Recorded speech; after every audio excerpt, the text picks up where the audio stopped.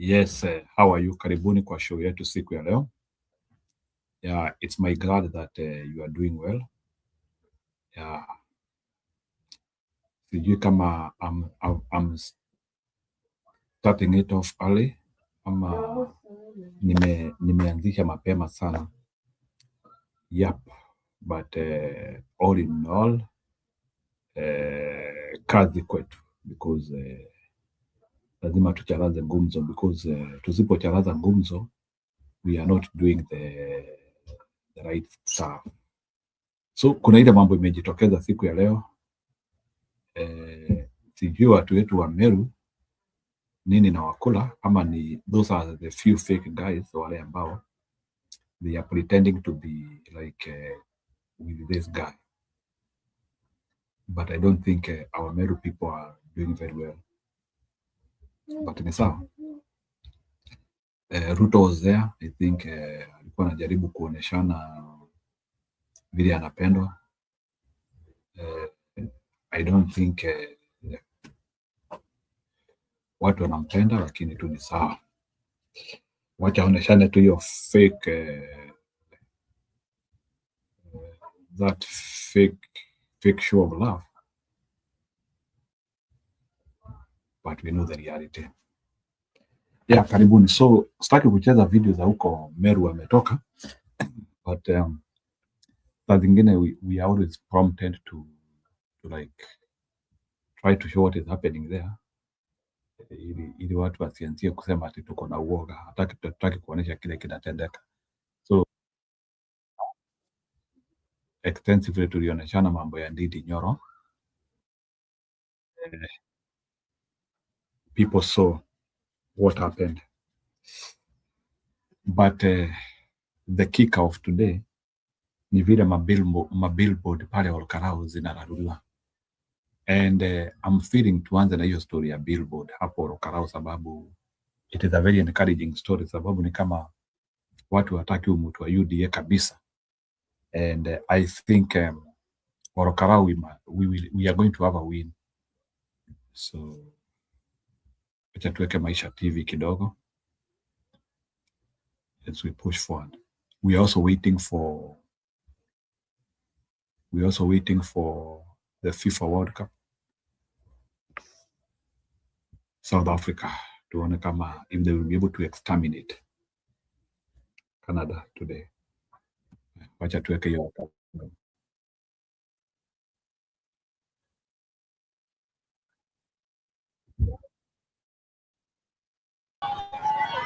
A crowd stormed a campaign billboard in broad daylight. Children were in the mix.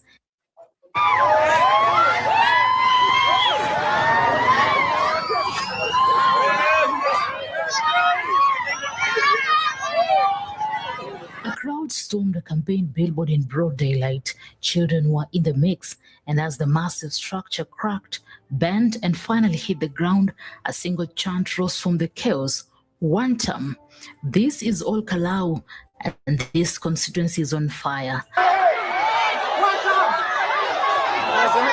The footage is undated, but the message it carries is impossible to ignore.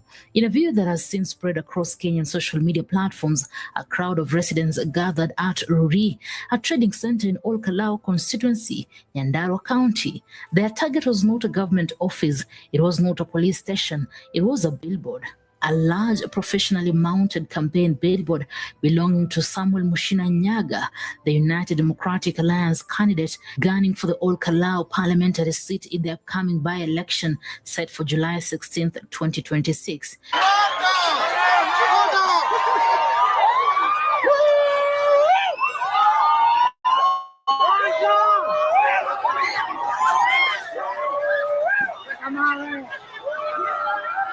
What followed was not a quiet protest. The crowd moved with coordination and intent. They pushed, pulled, and rocked the structure until it gave way. As the billboard came crashing down, onlookers, including motorists who had stopped to watch looked on in visible shock. Some reportedly moved back in disbelief, others simply scared. But the crowd, they were not shocked. They were celebrating. The chant of Wantam, a coded political war cry that has grown roots in this region, echoed through the air as Mushina's face, campaign colors, and political promises lay crumbled on the ground.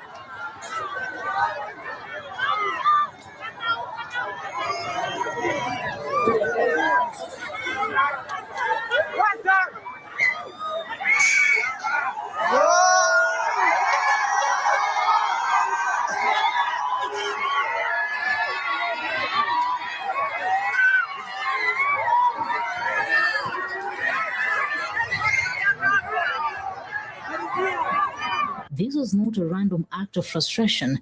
This was a political statement, bold, destructive, and deeply symbolic of the storm brewing in Ol Kalou just days before one of Kenya's most closely watched by elections of 2026. To understand why this happened, you first need to understand who Samuel Mushina Nyaga is and why he's become such a lighting rod in Ol Kalou. Mushina is the UDF flag bearer for the Ol Kalou parliamentary seat, having secured the party's ticket ahead of the July 16th by-election. The by-election itself was initiated by the death of former MP David Kiarau, a legislator who by many accounts had embedded himself deeply in the community through development projects and presence that residents felt personally connected to. When Kiarau died, the seat did not just become vacant, it became a battleground. Mushina, emerging through UDA primaries, positioned himself as the natural successor, a candidate capable of continuing the development trajectory Kiarau had set. He did not come into the race quietly. Before the primaries, he announced his candidacy with a clear and detailed vision, articulating what he described as a deep commitment to the progress and unity of Ol Kalou constituency. His platform was not vague. He named specifics. He vowed to prioritize the completion of over 280 electricity connectivity projects left unfinished at the time of Kiarau's death. He committed to accelerating road infrastructure development. He promised to strengthen and expand the bursary program, pledging that no child in the constituency will be forced out of school due to lack of school fees. And he made education a cornerstone of his campaign, describing it as the foundation of the region's future and vowing to improve its accessibility, efficiency, and impact for every family in the constituency. On paper, Mushina's message was inclusive, development-focused, and forward-looking, but on the ground in Ol Kalou, something else was simmering.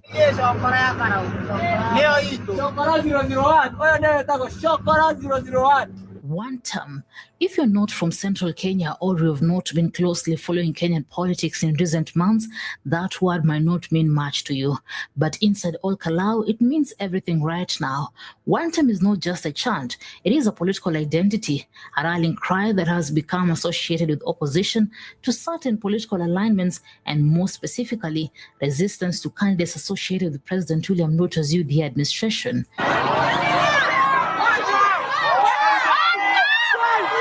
The chant has been used as a signal of solidarity among those who feel politically sidelined, disillusioned, or actively opposed to the ruling regime's choices in their region.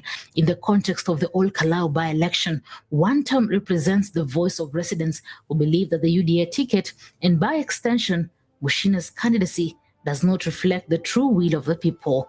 The fact that even children were captured in the video joining the chant speaks to how deeply this sentiment has penetrated the community. Political identity in Kenya often runs through entire households, and in Ol Kalou, it appears that frustration with the direction being dictated from above has become a family affair.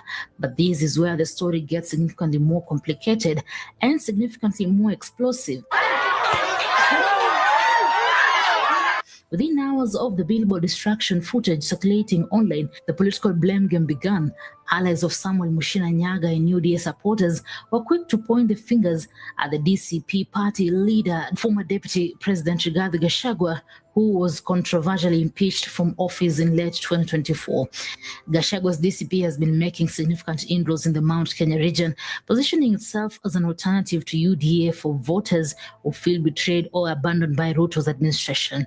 In Ol Kalou, the DCP is understood to have fielded or backed a competing candidate, making it a direct rival to Mushina in the by-election. Lakini Kenya kimejitokeza siku ya leo, yani watu wengi wamekatalia kukuja kuvote juu wanasema siku ya leo ya Saturday ndio tunavotia DCP, hakuna kuvote. Kwa hivyo watu wengi tunataka wakuja waelezewe kama tutavote kesho. Mushina's allies did not mince words. They described the billboard vandalism as a cowardly act orchestrated in their view by forces within the DCP designed to intimidate, demoralize and destabilize the UDA campaign ahead of the voting day. I thought that from their propaganda, they have the entire Ol Kalou. So I was not understanding why. Why would you stop people and it is your area? Why would you stop them? You know, and for me, that was very, very, very sad. The same way we've seen our nominations go without any form of political violence, we also believe that the same will happen when we do the actual election. So we are really appealing to our competitors that we ensure we have peaceful elections. The video of the billboard's destruction did what all explosive political content does in Kenya. It detonated on social media. Reactions were polarized, passionate, and deeply revealing of Kenya's current political mood. A section of Kenyans condemned the act outright. Property destruction, regardless of political affiliation, crosses a line that many Kenyans are unwilling to accept. But another equally vocal section of Kenyans read the incident differently. For many, the act was not just about a billboard. It was a physical manifestation of the broader simmering opposition to Kenya's ruling regime, a grassroots expression of dissatisfaction that could not be contained in tweets or Facebook comments and instead spilled into the streets of Rurii. Some commentators went further, framing the destruction as evidence of the UDA government's eroding support base, even in its traditional strongholds in the Mount Kenya region. And yet, others remain unmoved by the symbolism. Their argument was straightforward. Mushina will still win. Vandalism does not vote. And when July 16th arrives, the ballot box, not a crushed billboard, will deliver the final word. Political history in Kenya has a pattern that the operators in Ol Kalou know well. Sometimes the act meant to destroy a candidate becomes the act that serves him.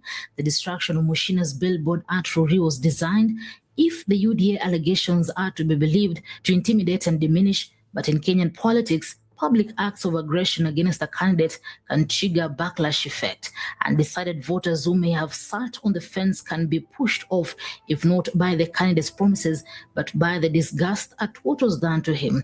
Whether that effect takes hold in Ol Kalou will be determined on July 16th.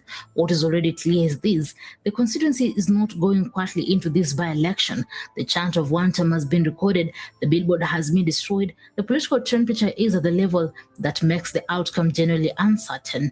And in Kenyan politics, genuine uncertainty is rare enough to pay close attention to.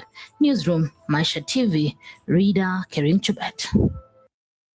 IXL is helping. Reader Kering Chubet. Hi, Karibu Acacia. I'm the first one to welcome you. So Eric, can you react to that as we move forward? Today's the hardest start. Erico, are you there?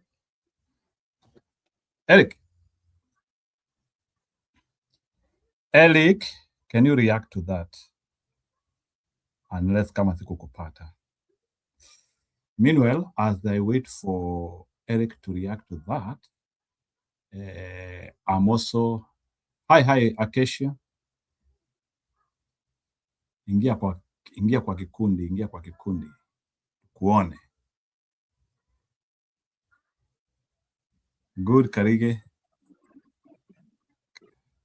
Yeah, Eric, are you there? So do you want to react kama kwanza nikuweke ingine hapa, because there is a lot to discuss today. There is that issue of billboard ya huyo jamaa anaitwa Mushina. Nasikia ni jamaa wa UDA. raia wameitoa. So hiyo billboard ya huyo jamaa wa UDA pale Olkalau raia waliitoa. So can you react to that? Waliitoa sababu ya uchungu, waliitoa sababu they don't know. Bona billboard ya Mushina ilitolewa. Oh, I don't know. I think they shouldn't do that. I think they shouldn't do that. Of course, those things excite, but they don't win. But it can be out of amtaki huyo mtu atumtaki. It's like a way of showing people this person doesn't have support. What about that? Or you want to say it can fuel sympathy? Is that what you mean?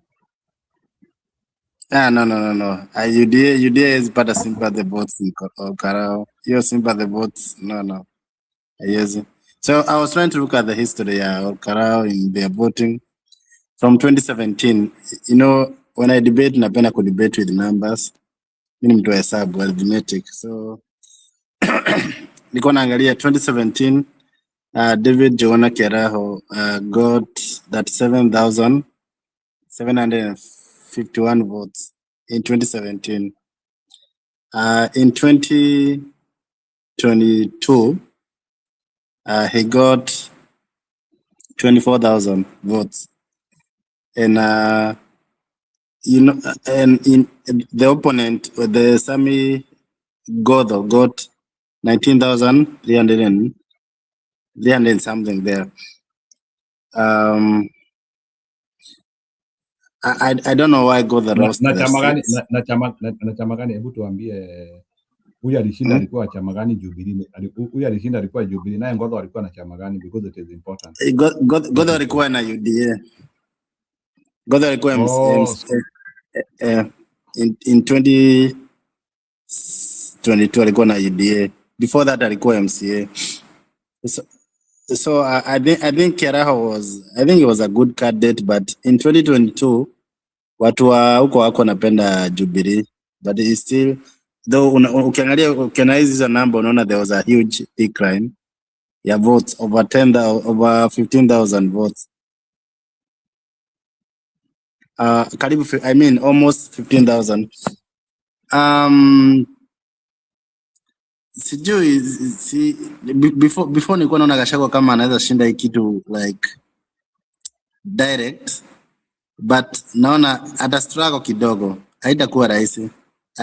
I think atakuwa na strategy. I think akona strategy. I'm waiting kuona nisikia siku ya mwisho atakuja nini. Siku ya mwisho nisikia atakuja. So unajua election sometimes vitu kidogo huwa zinaweza change. Like one day imechange kila kitu. You know, kuna time in a way UDA walikuwa wameanza ku gain something, but after hii ni narrative ya sijui chokora nini, somehow wali Kenya walikuwa wamegain kidogo. What is chokora? Like narrative ya chokora nini? Kuna walisema sijui za Moses Kuria sijui ametumia kitu about chokora, so walikuwa wakaisema ni MP wao wa nini, ni aspirant wa DCP ameitwa hivyo, ndio wakakuja hii mambo ya kuchanga ati wanambaia suti. Yeah, which I think your narrative the people of Olkalau wanaibai. That's why unaona walichanga. And I think that was demeaning language. I don't think that people would accept that. People would accept. I remember when I was hearing that Moses Kuria was saying like ni kama jamaa ananuka anunuliwa marashi. Is that that time? You're saying? Yeah, it was that time. That's when nasema tuseme kama UDA walikuwa wamegain kama 5% more ya Kenya walikuwa nayo. I don't know penye wako. Apart from the fake opinion polls, your narrative it declined their upward.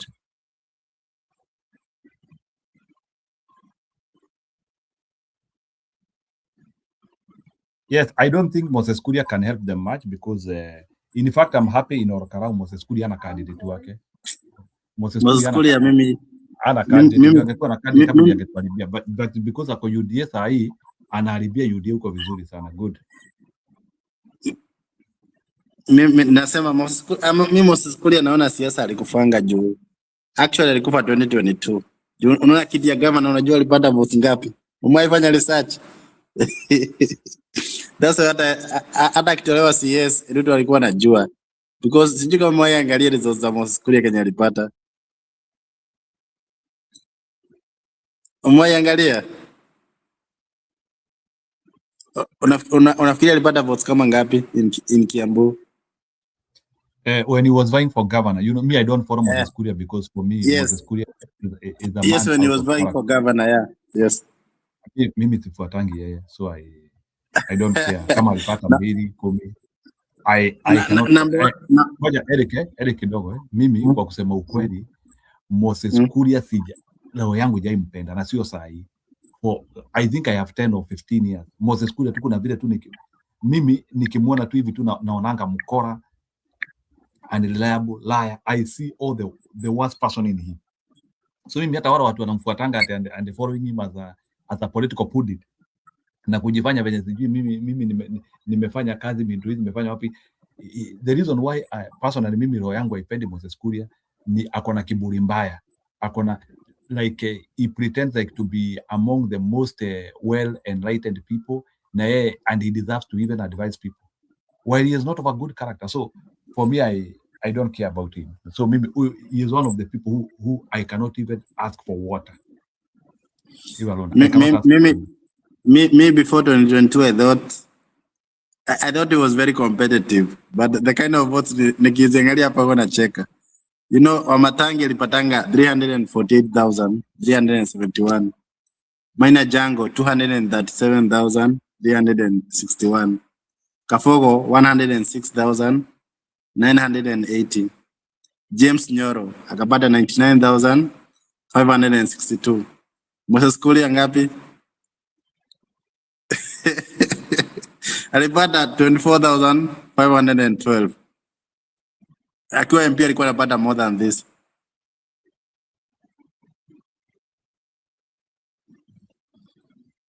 Sijui kazi yake Olkarao ni nini? Sijui. Sidhani anawasaidia in any way.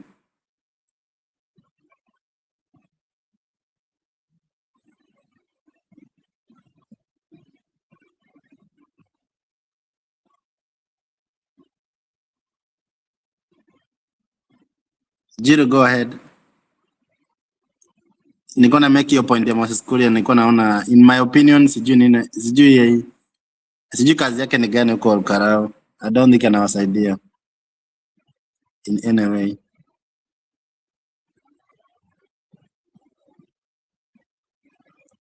Jiro, go ahead. Yeah, that's okay. So I appreciate that. Unajua okay, kuna mtu ametuandikia hapo Moses Kuria, chama cha kazi, CCK 24,000, Kimani Wamatangi 348. Anyway, he is the worst of the people. Yeah, so I don't take Moses Kuria as a beacon of thinking. So saa zingine naonanga kuna watu hata akienda kwa TV, there are some people who try to listen to him, and I think Wakikuyu wakiachana na watu kama Moses Kuria, maisha yao itabadilika. As long as Wakikuyu wana concentrate na mtu kama Moses Kuria. Another guy nilisikia akisema vijana wetu jamaa mwingine anaitwa CN, sijui nani jamaa wa CN yule ambaye alikuwa anasema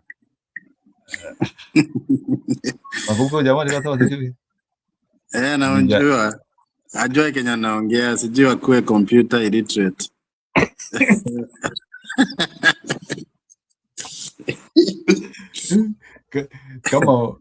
kama Wakikuyu wanategemea hao watu wawatoe kunguni, kwa vitanda ama watoe njiga, they are up for a road shock. They are up for a road shock. Yeah. So that's how it is. So anyway, I have monitored Moses Kuria and so many other people who think, unajua ni vile unajua saa zingine and this one is psychology by the way, Eric. A stupid man is more confident. Sijui kama umeijua hivyo. Unaona? Mtu ambaye kichwa yake haina kitu ama this guy ukiona saa zingine mtu ako na confidence excess, saa zingine ni vile ni mjinga, ni vile ni mjinga.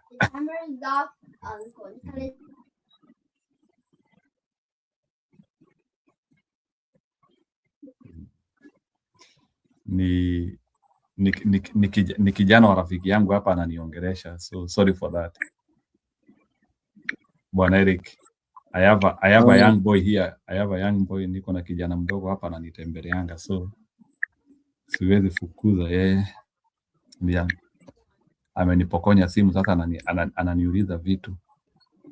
Yeah, anyway, sorry for that. So that is what is happening. So ndiye tunasumbuana naye hapa. So saa zingine ukiona nasumbuana na mtu, kuna kijana mdogo hapa tunasumbuana na yeye. You know YouTube does not allow young kids to be in the TV, so it will be in the broadcast. So saa zingine akikuja hapa tukisumbuana naye, saa zingine nasukuma yeye. So that's what is happening. So but ni kijana tu anapenda kutembelea mimi, na sasa kijana akiamua kukutembelea huwezi fukuza mtoto. So ako na simu yangu na anangojea World Cup pale. Tunaona World Cup na yeye.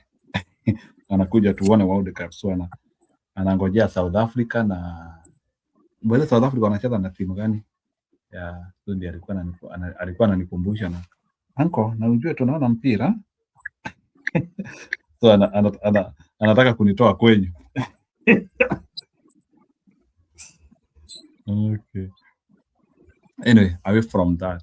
So Eric, inacheza na Canada. Yeah. I believe Canada will be defeated. Lakini sasa unajua yule mchawi wetu wa nini ameongea kitu kubwa sana mpaka nikashtuka sasa. Karibu anataka kufanya ni although siwezi amini uchawi, lakini karibu anataka kuanzia kunifanya nianzie kufuata uchawi bwana.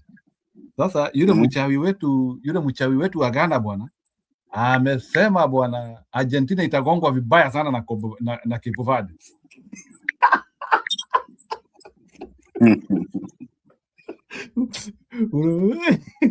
Bwana ni unajua saa zingine unajua mchawi anasema kitu aje kusema hapa tufuate hii mambo.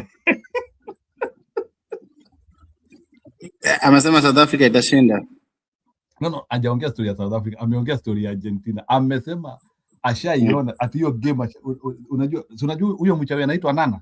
Huyo Nana wa Ghana, yule ambaye alikuwa amesema alifunga. Niliwatch interview yake na nani na Simon Edo. Simon mwingine hapo anakuwa na Talk Sport na amesema leo na I think he will be interviewed tomorrow again because unajua he is attracting a lot of attention. Amesema Argentina ile game watachezewa watakuwa nauliza kwa nini walipoa hiyo Cabo Verde.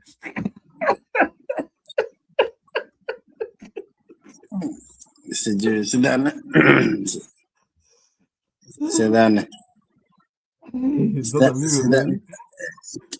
Nini itakuwa na good fight, but I don't think it gonna the odds in my opinion naweza penda wa proceed, but hawezi. Unapinga mchawi Eric, unapinga mchawi? But niliwatch interview yake mwenyewe akinini akaulizwa hizo maswali ali nini asi uchawi ukweli. Si alifanywa interview na Talk Sport. Lakini hebu nikuulize, what if Cape Verde eliminates Argentina? Ni sorry tu nakuuliza. It's football, it do happen. It's football, it can happen, but the odds iko against them. Why are you saying iko against them? See, 11 people, 22 legs. You know, ukiangalia the history ni kama kusema Baba ashindane na nani that time. Baba at his best. Baba at his best. Anyway, that's why it was a bit huyo mchawi ni kama ameongea vitu nataka kusikia because nataka Argentina ing'olewe. Any team which timu yote ambayo itaweza kung'oa Argentina will be so happy. So I don't think Argentina is the most ruthless team. I think France is more ruthless than Argentina. It's not about being ruthless. I don't like Argentina in my own way. Mi sipendi Argentina kabisa. So mi Argentina na Spain wakipatwa na vitu mbaya na kuanga nikifurahi. So that is my unajua na your prediction ni gani tukae tukijuanga hapa kwanza? Tujue kama predictions zako za kuanguka. Unajua na 2022 ulikuwa ukifanya predictions zako. Yeah. Mimi niko na Japan, Morocco. I'm supporting. Give us one team. One team? Where's the lock kwa team moja? No, give us one team. Majority of the teams sizipendi. I don't like Netherlands. I don't like England. I don't like majority of teams sizipendi hapo. I will sipendi Brazil. So wacha niende tu na Japan for now kama ni team moja. Japan. They have really invested in football. It is the only, I think with Australia, they are the only remaining teams, but I will stand with Japan for now. For me, I feel they are having some good, exciting game, which I would love to see for the whole cycle. They are the most interesting team I've seen. Lakini pia kuna kitu nataka kuambia hapa Eric, unajua adha venye tunasemanga live spiritual nimekuja kujua ni ukweli. Unajua ubest wa Cape Verde bwana. Huyu goalkeeper wa Cape Verde. Do you know that in his interview even before the World Cup started, alianzia tu kucheza. Saa zingine nimekuja kujua usicheze na maneno, words have power. Do you know that aliitisha Messi? Alisema it would be a dream come true if I play with Messi. Yeah. Things happen. Hata mimi vitu kama hizo zimenihapenia kwa maisha. Unaitisha kitu alafu sasa inakuja Mungu anaiwekelea mbele yako sasa. I think anaweza kuwa maybe he was bluffing or maybe he was saying it as a football statement. Jamaa akasema yes, we are in this World Cup, we will do our best, but I would want to play with Messi as one of the best players in the world. Alafu sasa bwana majamaa tu wanatoka tu kwa groups tu hivi, the first match unaekoa Messi mbele yako hapo. Haya ndio huyu. Hiyo kitu. But right now unajua level yake imeimprove. Unajua if we talk of the best forward like those goalkeepers when you are on their prime kama kina David De Gea ako number 4 in the world in terms of followership. Wewe unasema aje bana, na huyo jamaa ashakuwa he is now even more popular than the president. Hebu niambie president wa Cape Verde anaitwa aje? Simjui. But ninasema ngoja kidogo. Kuna swali nakuuliza, president wa Cape Verde anaitwa aje? Nikupeleke pole. President wa Cape Verde. Haya. Goalkeeper wa Cape Verde anaitwa aje? Anaitwa Bozena. Sasa hata nimeuliza hata mtoto hiyo swali tukiwa kanisa, hata nikashtuka. Nikamuuliza bwana who is the president? Ulimfollow? No, I will follow him soon. We'll follow one. Sasa yako 17.2 million. Ni 17 ama ni 22? I think we'll know the wrong time. No, angalia kwa 17. Instagram, I think. Instagram. Opportunities meet people who are ready. Ako number 4 now. Hebu imagine jamaa angekuwa ana account ya Instagram. Watu wangemfollow wapi? Unaona saa zingine ni vizuri kukuanga na vitu uwezi jua ile wakati vitu wakati when hope and strength can strike. Vitu zinatendeka like kama huyo jamaa bwana within 1 week bwana ameanzia kucheza ligi ya kina Casillas bwana. Na akishinda hiyo Argentina atampita. No, huyu jamaa bwana if Cape Verde kashinda Argentina bwana, huyu jamaa bwana anapewa military salute bwana. Let's not even talk about that. Anyway, let's get out of that because najua watu wanaboeka, unajua especially warembo before boeke kuna nilikuwa nataka kuweka kitu. Nilikuwa nataka kukuonyesha ako namba ngapi in ranking before watu boeke. napenda namba sana. So Unataka Kasira kushare? sasa kuna asta Oh. share na kusomea. Kasira Okay, sasa sorry. kuna 20.4 million followers kwa Instagram. Kiro Navas akona 19.1. Kotuas akona 17.9. Wozina akona 17.2. So atakuwa number 3 ama yeah. Na kama wataqualify atakuwa number 1 I'm sure. Yaani huyu jamaa just game 3 peke yake. 3 games zinafanya jamaa pepe hivyo. Enyewe kwa hii maisha I have come to believe vile kuna mzee mmoja aliniambianga, as long as you are alive, your life can change. Mtu ambaye vitu yake huwezi badilika ni mtu amekufa, lakini bwana Njiro, as long as you are alive well and kicking, jambo ambalo huko unatarajia linaweza kutokezea. So bwana Eric, I think Vozinha has given me a lot of hope in life. History ya kusema huyu mtu mambo yake imekwama, hakuna kitu kama hiyo.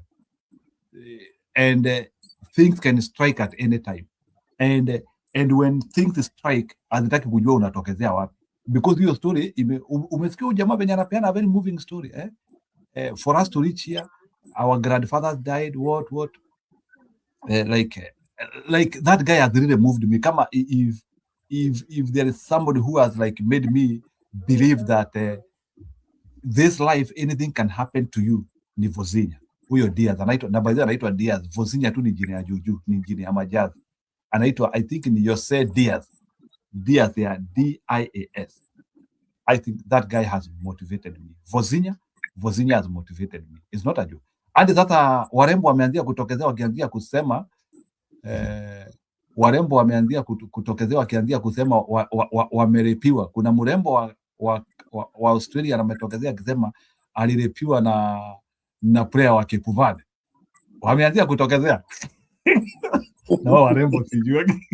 I don't know problem ya wasichana ni nini. Yaani msichana akiona pahali fame imeanza, lazima aanzie kujua vile atakriss hiyo pahali. Oh my dear, what's the problem with you ladies? Yaani mrembo tu akisikia tu mtu amekuwa famous. Sasa kama huyo jamaa captain wa Cape Verde ameanzia kuwekelewa leo. Unajua pia wewe Jiro, maisha yako pia inaweza change anytime ukae ukijuanga. So jifunze na yeye juu unajua pia wewe watu wengi kuwatch sana. Wacha story mingi. Mbona ude mange report before World Cup. Ana report wakati the guy has become bigger than life. Ndio anaanzia kusema huyu jamaa ni rape. Hiyo kitu nimeiona tu nikacheka nikajua I knew. Sasa these are now the devils which follow success. Yeah. Okay, ni sawa. Wacha tusikie huyu mjadala wetu. Okay, naona final Wanjera ati Njiro leo ni futa we are following ndio Wanjera anasema we are following South Africa versus Canada. Bwana nikuulize ile chuki wa Afrika walikuwa nayo na South Africa imeisha? Wa Afrika wameachana na South Africa kama bado mko Canada?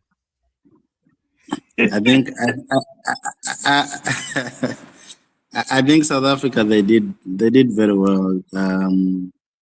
Sometimes watu wanapenda kuwa associated na success. So I think walitunyamazisha. Kwa hivyo hiyo chuki yetu yote Mungu alisema nitawafunga midomo. Nyinyi mnasema hawa watu mnasema you not support them sababu ya wanafanya xenophobia na pengine na Mungu akasema hawa si wale wanafanya xenophobia. Xenophobia inafanywa na watu wengine. Mungu akasema you want them to go back. You want them to go back. And it happens that way, boy. Unatakia mtu maovu bana, alafu Mungu anamuinua. But I think I have come to learn, and occasionally you need to listen this one very much. I have come to learn, saa zingine usitakie mtu mabaya. Saa zingine Mungu anaweza fanya kitu inaitwa kushonora. Mungu anafanyia mtu kitendo ili sasa ulie kabisa. But I will still hate Ruto. Hiyo nayo, hiyo hakuna. So, no. Okay, Wanjeri anasema no, I'm supporting. Oh, Wanjeri mumerudi you are back at home. Sasa Eric na hii nchi nyingine ambayo wanasemanga all the time it is coming home. Ijaifika home. Yeah, nini? Sioni kifi. Hata this time haitafika. Watakuwa kimake a mistake to the end. Because I think kuna experience wanakosanga. Unajua ukifika final kuna kaenaje wanakosanga. I don't think bado wataipata. Nako kaena Argentina na France wako nayo. Unajua kuna watu wakiona kikombe ni kama vile unaona kuna hii timu inaitwa Belgium. Unaona Belgium na Netherlands. Belgium na Netherlands wanaweza kuchezea mpira mzuri sana. Lakini Belgium na Netherlands ikifika kikombe ndio hii wanaishiwa na hewa. Mimi sijai hao watu sijaijua story yao ni nini. Because I remember like Netherlands wakati wa kina Ian Robben. I was double sure Ian Robben angeweza kuokota kikombe either World Cup or Euro. Lakini huyu jamaa akifika finals, I don't know what happens. Ni kama hataki kikombe. Yani, kuna matimu BF ni kama yani they are xenophobic to vikombe. Nitumie hiyo word ya Wanjeri. People like they are ni kama Arsenal. Yani Arsenal kuna vile tu wakionaka tu Champions League iko tu mbele yao pale wanasema tu hii sio sahi. Unajua bwana Arsenal everything is I doubt Arsenal will be able to produce another squad kama ile wako nayo sahi. I doubt. Hii squad ya Arsenal ilikuwa imeiva na hii squad ndio ilikuwa inafaa kuchukua hiki kombe. I doubt if Arsenal will do what they have done this season. And na hiyo kikombe PSG amebeba, hiyo ilikuwa kikombe ya Arsenal. Something did not work somewhere. Hii ilikuwa kikombe, hii ndio ilikuwa time ya Arsenal hii. Sasa they will have to work for another 20 years. So saa zingine bwana Eric, that is what happens when you miss some opportunities. Saa zingine Acacia ni that is what happens like in our villages. Our mothers used to tell us hizi vitu. Saa zingine kuna jamaa alikuja kukutafuta ukaringaringa, alafu huyo jamaa akaenda akakuwa bilionea. Oh, mimi ndio jamaa Acacia, not Acacia. Eric, umeisikia wamama village wakisema jamaa tajiri sana wakisema, unasikia mtu akisema namba hizo, unajua huyu jamaa angewanga nani isipokuwa tu ni ujinga.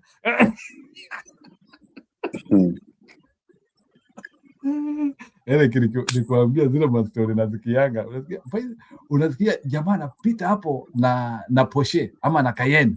Unasikia sasa, unajua sasa ni mundi angekuwa kwa hiyo gari isipokuwa ni ujinga. So hadi jamaa mwingine akasema hivyo, nikamuuliza kwani ni alifanya ujinga gani hadi unaniambia hivyo? Wewe ujui bana. Si ni aliambia jamaa you are not my type. Sasa ona.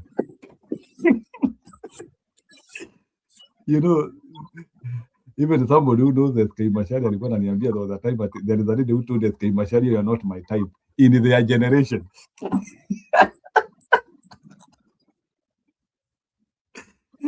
Bwana Eric, can you imagine kuna mtu aliambia Moi in their generation you are not my type. That is kweli.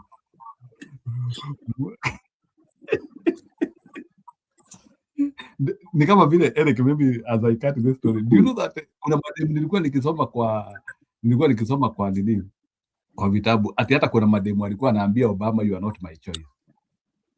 Za zingine warembo wanatafutanga nini? Can you imagine? Kuna mademu, I think two ladies like one of the lady was I had like I was hearing one of the story ya one of the lady ambaye alikataa Obama kusikia Obama amekuwa tu president. Her celebration was shit. So I don't know, like bwana Eric, sasa sijui mtu akisema shit, what does that expression express? Unasikia jamaa ambaye ni kama mungefanya life na yeye pamoja, alafu amekuja amekuwa hii kitu kubwa, alafu sasa kusikia vile amekuwa, unasema tu shit. That's what they report. They say some of the people wanasema in her celebration alisema shit. So what does that mean, Eric? Wewe unasikia mtu amekuwa president alafu anasema shit. What did that really mean? Ana regret.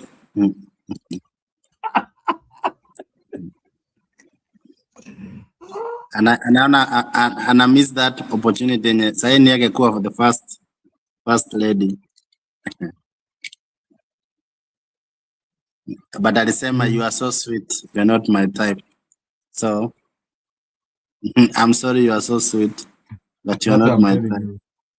you. Your word, you are not my type. Ladies should use it very calculatively.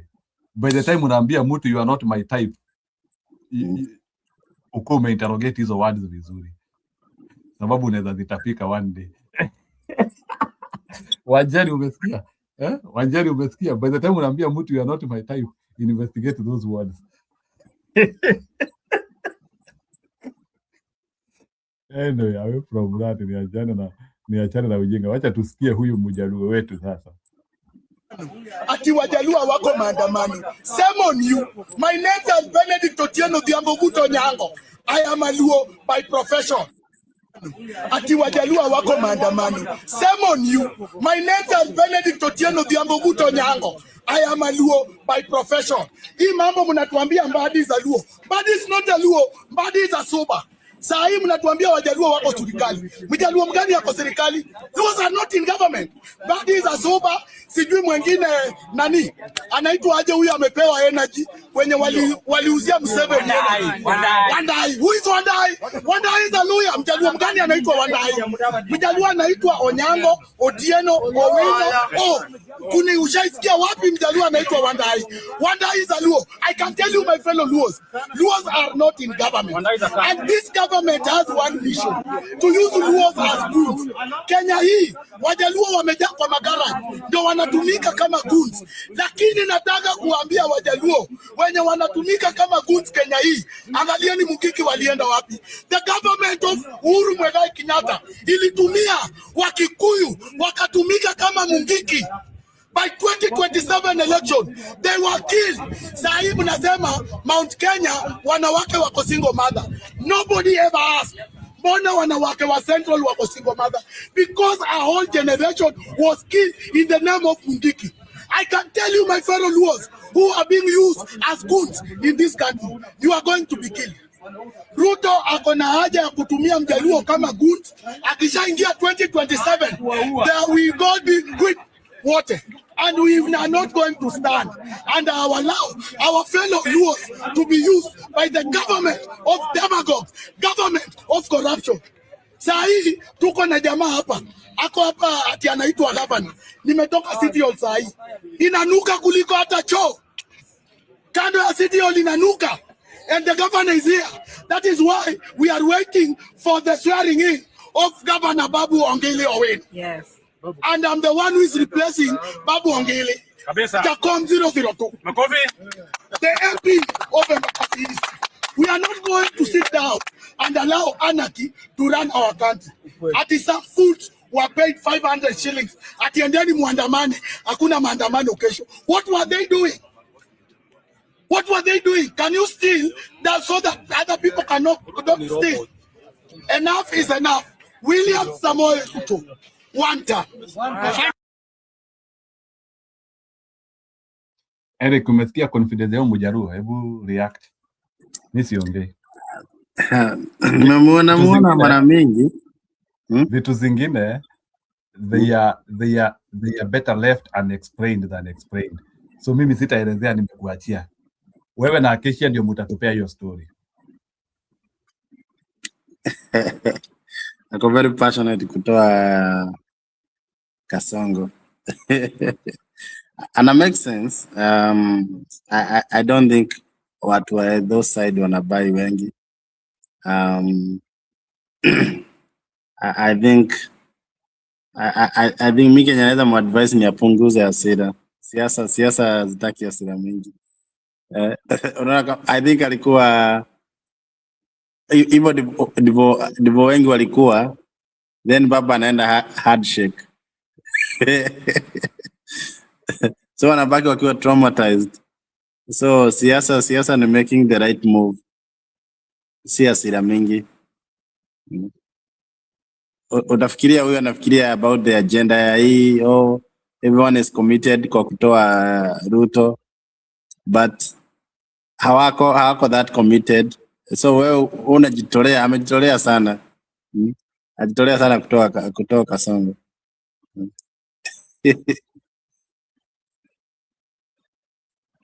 Jiro mimi sina comment mingi about So But when what that guy is speaking, is it something synonymous with the people? Ama, it was just one man trying to evoke his own emotions. Is that the reality in the ground? I wish Kenya naongea many people from those sides wanaweza, but I don't think it is. Maybe he's like he's informing them. He's having points and good reasoning, but I don't think in the people from like they can buy that. I don't think so. Not much, maybe a small percentage.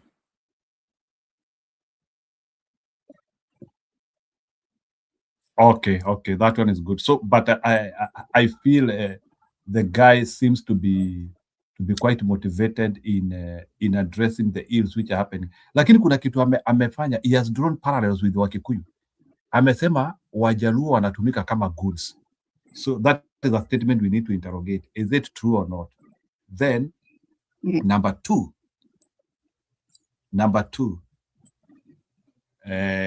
amesema Wajaluo wanatumika kama goods na Ruto atawatumia kama goods na eventually waende wauawe kama vile wale Wakikuyu walikuwa wanatumika kwa Mungiki, the way they were killed during Kibaki time. Thank you. Yeah, it's a good point. It's a good point, but then wanatumika kama goons.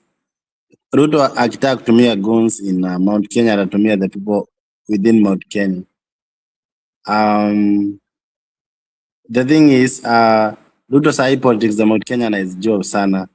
Lakini the wenye Gachagua wanasemanga the reason why the sijui kutoa mkoroni was so difficult was because sijui hawa watu wanaitwa sijui gati, those things. Because hawa watu walikuwa wabaya sana. So ni the same thing. So Ruto akona intelligent ya ana receive information yoyote. Anajua hapa nikiweka huyu, nikipea huyu pesa, nikinini. Sasa unaona hata saa zile nani hata initially alikuwa ameresist huyu Waiganjo, but baadaye alikubali. So anajua Ruto ana understand politics za Mount Kenya sana. Na the same way ame understand za Mount Kenya pia kule huko Western and Nyanza ame understand sana. Na that's why I'm waiting kuona ODM itakuwa na MP wangapi. That's the point na goja juu. I'm sure hata kama wata negotiate sijui nini UDA simamishe, Ruto ata sponsor MP wengi sana independent. So the point hiyo ya kunini kama goon, yes anaweza tumia goon kama those side, but si kwa nini kama anahitaji goons in Mount Kenya anatumia tu the people of Mount Kenya kama goon.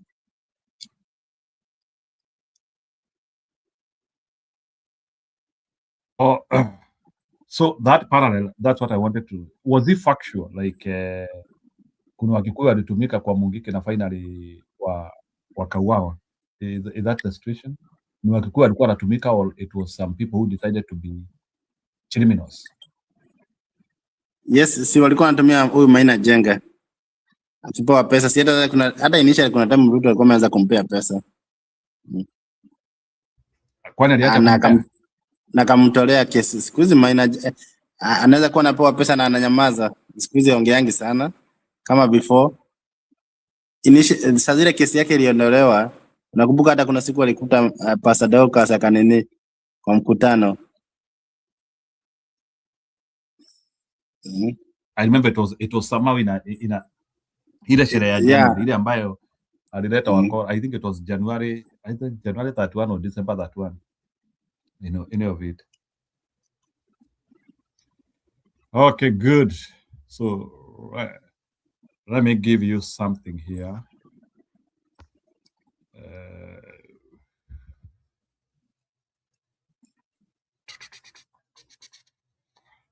Hiyo tu nile speech ya no, sitaweka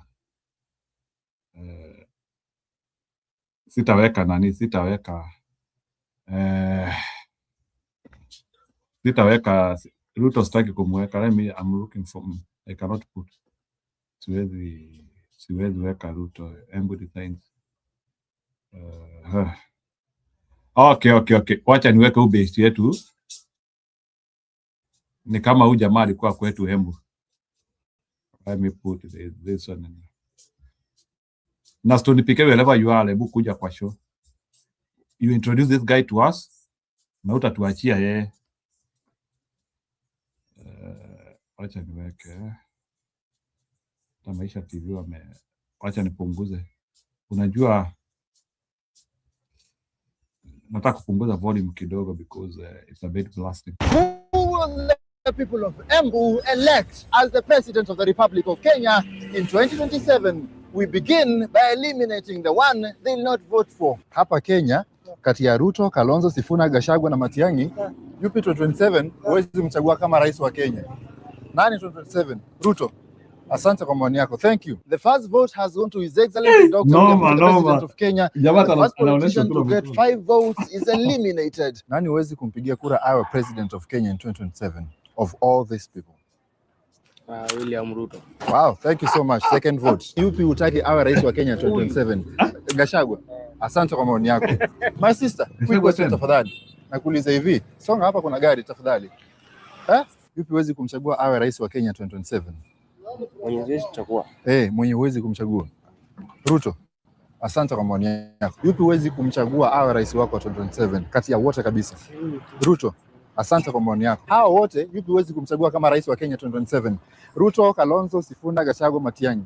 2027 UP huwezi kumchagua awe rais wa Kenya. Mwenye huwezi. His Excellency, the President of the Republic of Kenya, Dr. William Ruto, has gotten 5 votes, which means he has been eliminated. End of the first round. I have to react to that. So, Bwana Eric, huyu amechagua Gachagua, huyo ni supporter ya Ruto. True or false?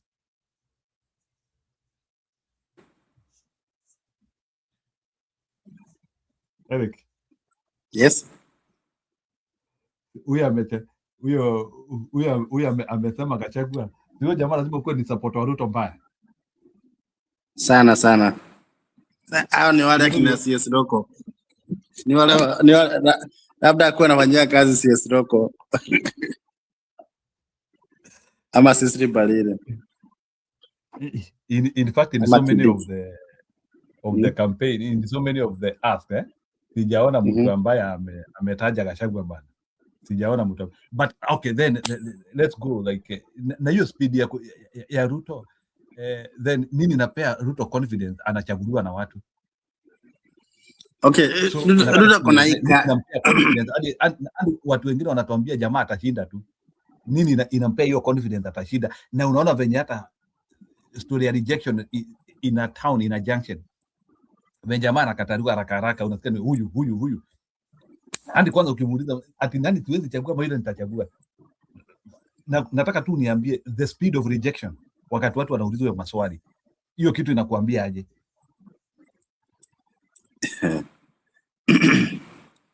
Hiyo speed iko very high. Uko on hiyo speed ya hiyo swali.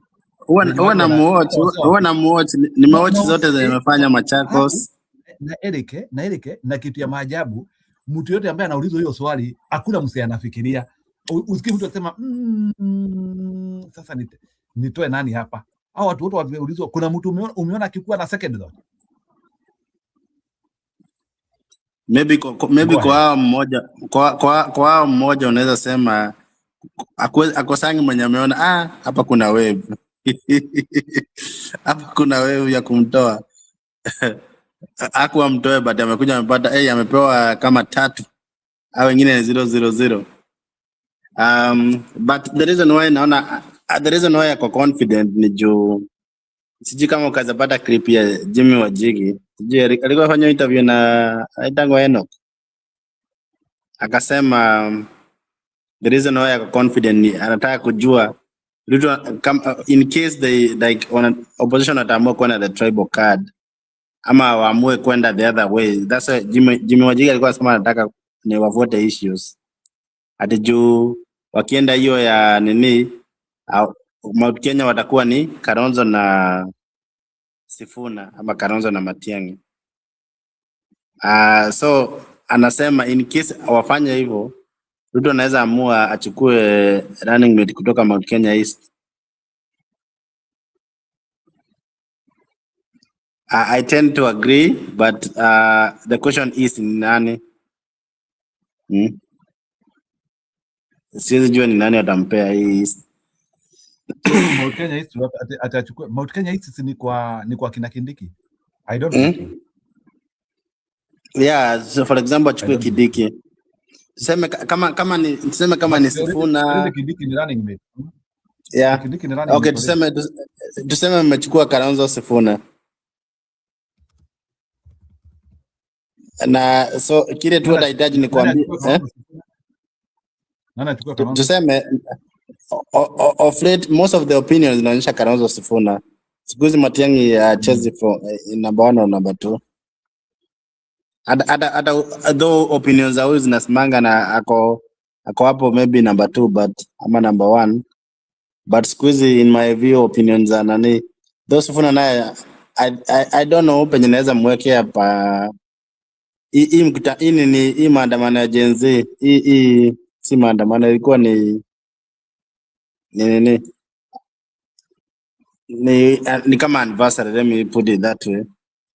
I think if akina Maraga wangeacha hao akina nani, I think they had scored points.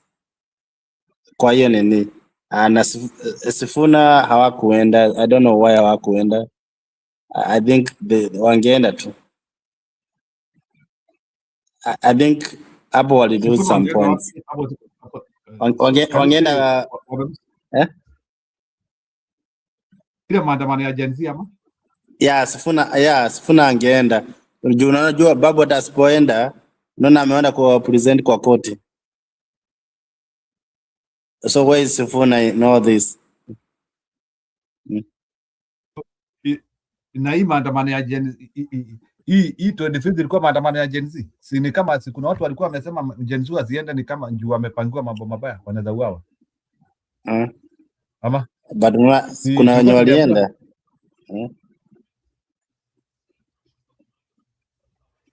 Wangeenda hata kama hakuna impact. Wale walikuwa wanaekelea maua na kina Martha Karua. I felt they had scored some good point, but after nini nikaona I think walilose kila kitu Kenya walikuwa wamefanya. Kina Kalonzo wenye waliacha hao wazazi, that was bad.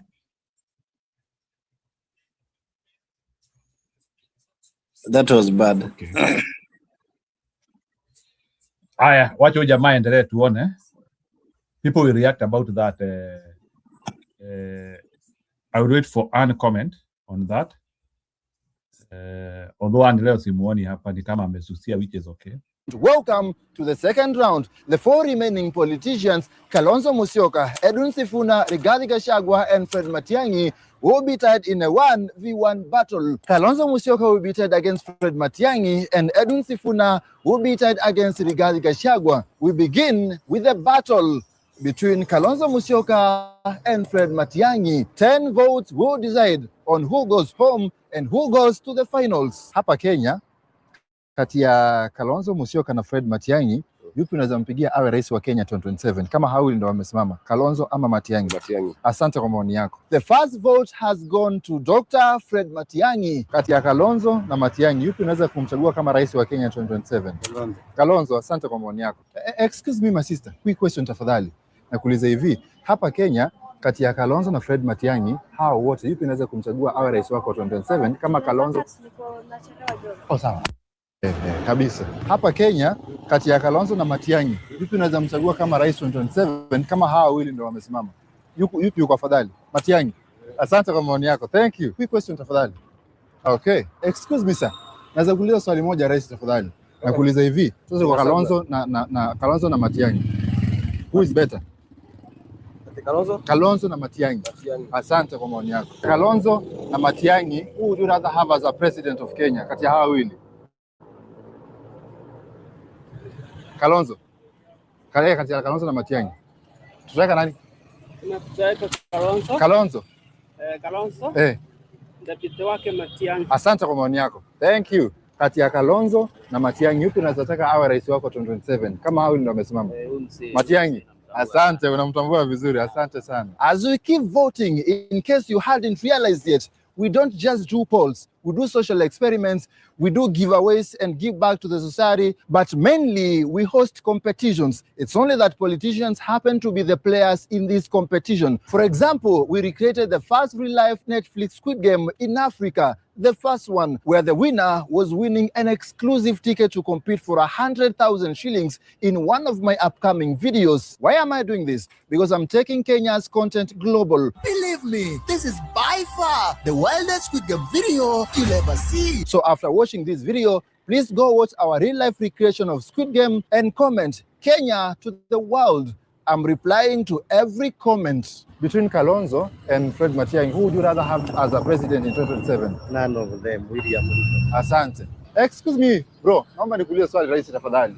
Hapa Kenya, Kalonzo, Fred Matiang'i, wewe unaweza kumchagua nani awe rais wa Kenya? Kati ya hao wawili. Nani? Kalonzo or Matiang'i? Matiang'i. Matiang'i. Matiang'i. Bro.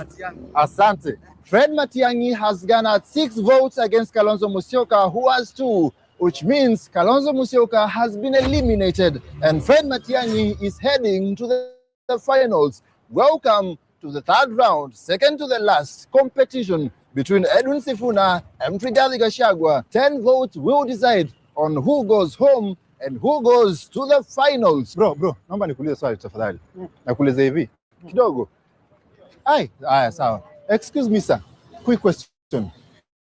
Between Sifuna Gachagua, 2027 president, who?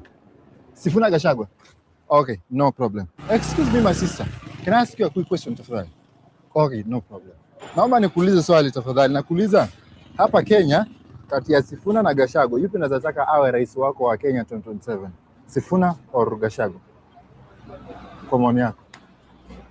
Kati ya hao sasa. Kati ya hao wawili. Sasa tuseme hao ndio wamesimama 2027. Sifuna ama Gachagua? Gachagua.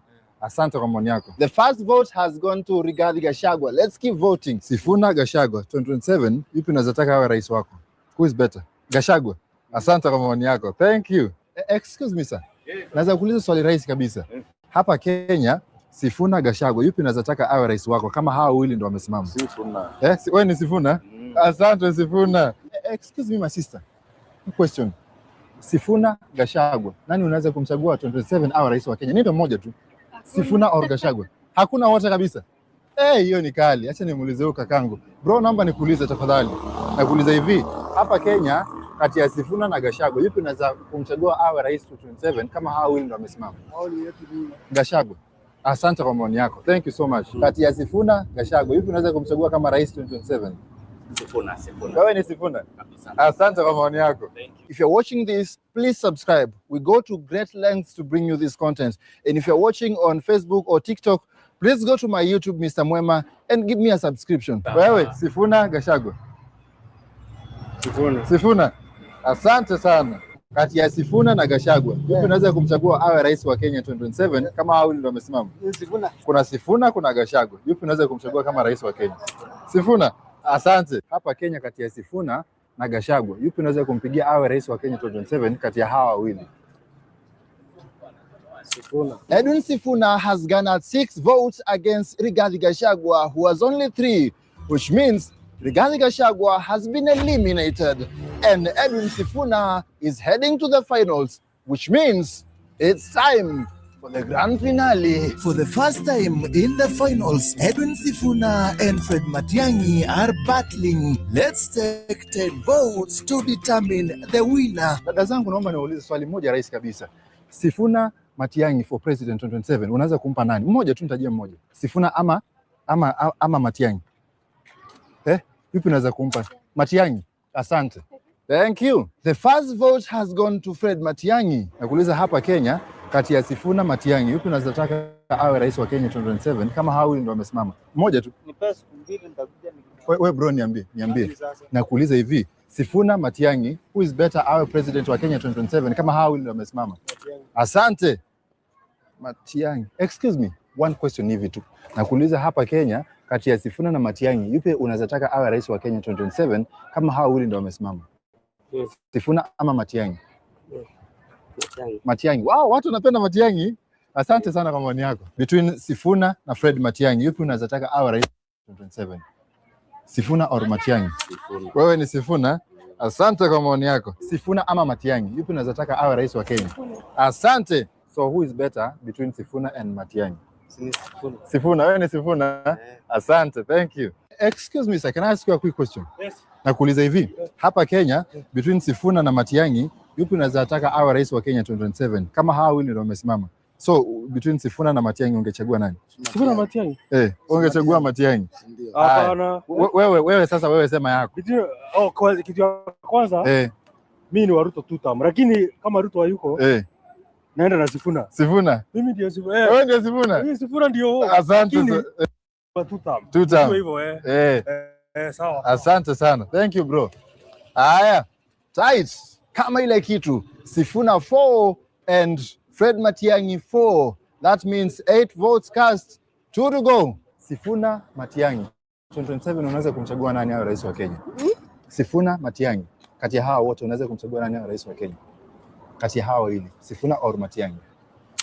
Asante, wewe ni Sifuna. Asante. Can I ask you a quick question? Nakuuliza hivi, Sifuna Matiang'i, yupi unaweza taka awe rais wa Kenya 2027 kati ya hao wawili? Sifuna ama Matiang'i? Hata sijafikiria. Asante. Dadangu, naomba nikuulize swali moja rais tafadhali.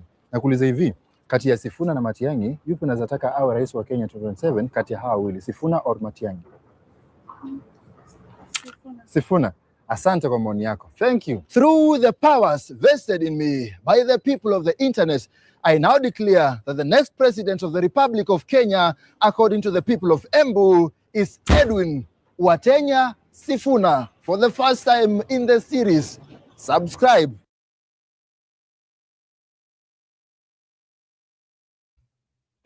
Eriko, can you react to that? To the energetic people of Embu. What do people of Embu want? Yeah, napenda numbers sana. So the first thing niko naangalia. Na pia ngoja kidogo na nataka watu kwa comment section pia they react to that. It is not explicitly scientific, but it is giving us some rough idea. Go ahead. I was saying napenda numbers sana. I love dealing with numbers. Though the number is very small, but nikiangalia, the first thing nilikuwa naangalia ni the voter. I was trying to estimate their age. Yeah, once they are voting. I don't think I would say niju venye wanapanga hiyo lineup o Sifuna, I would naweza penda awaweke wote pamoja. I think hiyo inaweza peana more accurate kushinda hii. Aweke wote pamoja hata kama ni nini. Because hapo ukisikiza kuna mtu amesema yeye ni 2 term. Sijui kama ulikuwa unasikiza. Kuna mtu hapo wale mtu amepea ni Sifuna ya vote. Yeah. So I think it's a good sample, but it's a small one. I don't think inatupea. So there's one constant thing inatupea about Ruto. But I think when bado we are very far from hatujui so far hatujui venye politics bado in I think by next year hapo mwanzo tutakuwa tumejua vizuri. Na sana sana tutakuwa tuko sure sasa kwenye wata name nini running mate. Because you determine sana. Sana. So I was looking at the age, yeah, most of those voters. I was looking at the genders, like yeah. So I'm not surprised that Sifuna won that. I'm not surprised. When I look at the age.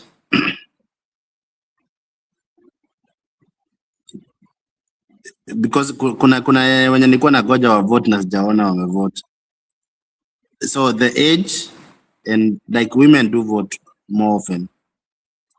Na huwa na mobilize because nakumbuka kama 2017 what I saw my mom doing. They do vote. Na wanakuwa na influence kubwa sana kwa uchaguzi. So I think ukiangalia hapo utaona there's in that sample I'm not surprised Sifuna ameshinda.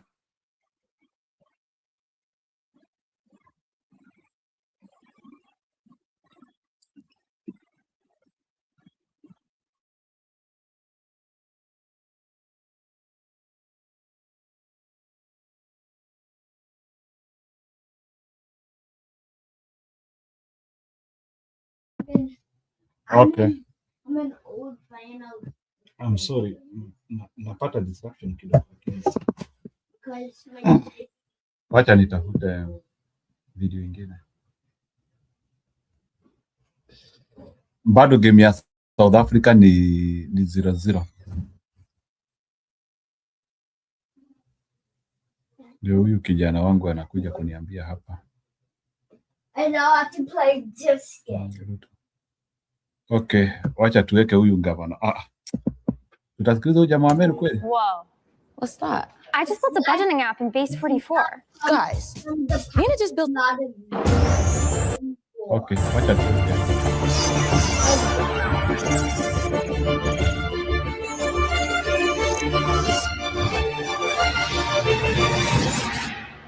Welcome to the construction of a state lodge. Makelele inapigwa na imagine mtu kutoka Nyeri anatuambia tusijengewe state lodge Meru.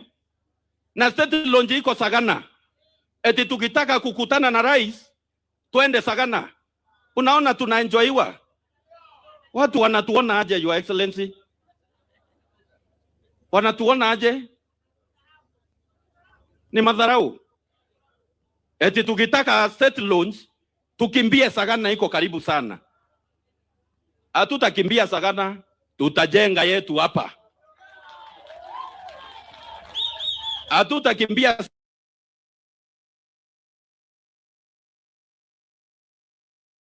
Bwana Eric, can you talk about that divided rule tactic? Unaona sasa kuna viongozi wa Meru washagawiwa. Ati kuna mtu wa Nyeri anatuambia tusijengewe hapa. Unasikia sasa hiyo state house imeanza kutumika kugawa watu sasa. The narrative has shifted from destruction of environment, vile watu walikuwa nasema that thing is destroying environment, to ni mtu wa Nyeri hataki tukue na kitu hapa, tukuange tunaenda Nyeri. Can you talk about that somersaulting? Yeah, because I think haita work. And I think siasa ikianzia, unajua mimi nasemanga kama Ruto akitaka kuchukua Mount Kenya East angechukua from Meru. Na angechukua the oligarch wa nini wa Meru, akina Kiraito ama akina Munya ama I think wata counter hiyo. Itakuwa watasema wao wangesema wajengewe hospitali ama something good like state house. Ni president akai huko sana, it's just a waste of money. I think there's more wangefanyiwa in Meru. One thing I know, opposition watashinda Meru in all ways because Kawira Mwangaza ako very strong. Medeka ako very strong. Munya ako also very strong. I don't think this guy was hajakuwa connected na watu sana kutoka zamani. Notone kushinda. Can we win decisively? Unajua kuna kushinda ile ambayo unajua Ruto anagawa hii kura 40-60. That's what he want. So can we win that place with over 80 something the way we have been winning convincingly in Mount Kenya, in Meru sasa, because watu kama wakina Mut, you think watu watawafuata ama watu watatoroka mwisho wa siku? I think atakuwa na some numbers. Maybe haizi kosa kama Meru inakuwa na, I think itakuwa na this time itakuwa karibu 1M ama maybe there. Most itakuwa I think 800. So but I think opposition watapata more than 60% of the votes. I don't think this guy anaweza influence sana. If opposition wakijipanga vizuri that they can get to 80%. It's only that kutakuwa na some infight Kawira Mwangaza Munya. Juu unajua is a county like in terms of governor. I mean if Munya, Kawira Mwangaza and Medeka they were to unite, I think they would wanaweza wasukuma hawa vibaya sana. Ruto hawezi. Inaweza 80% of the votes to opposition.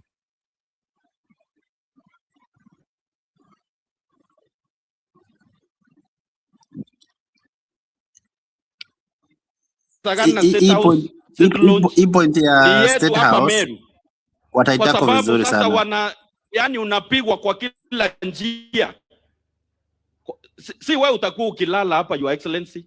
Hata ukilala vile ulikuwa umeniahidi unataka kuijenga ndio Madaraka Day ya 2027 ulale hapo, uamkie hapo, uwe na wazee wa Jorincheke, Klaje, mkipiga ngumzo ya maendeleo ya Meru, uamkie hapo twende Kinaru Stadium tufanye Madaraka Day.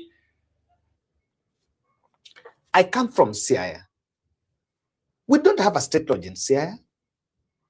The only state lodge that is available is in Kisumu and Kisii.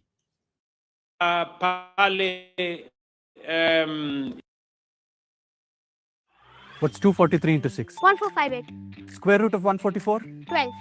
37 plus 42 plus...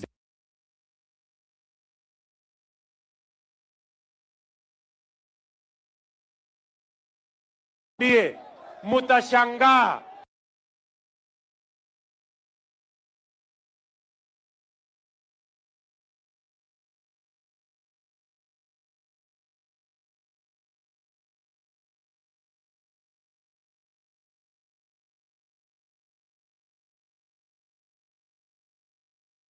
We now have a solution.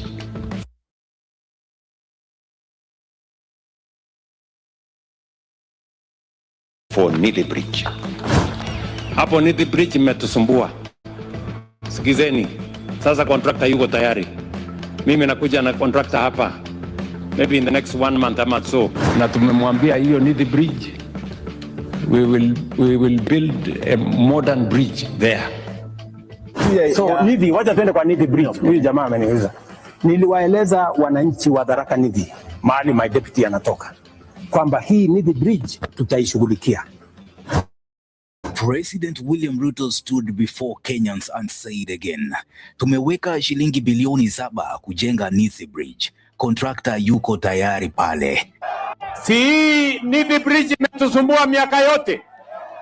Mimi nimeamua ya kwamba wale watu waliokufa kwa mambo ya Nithi Bridge imetosha.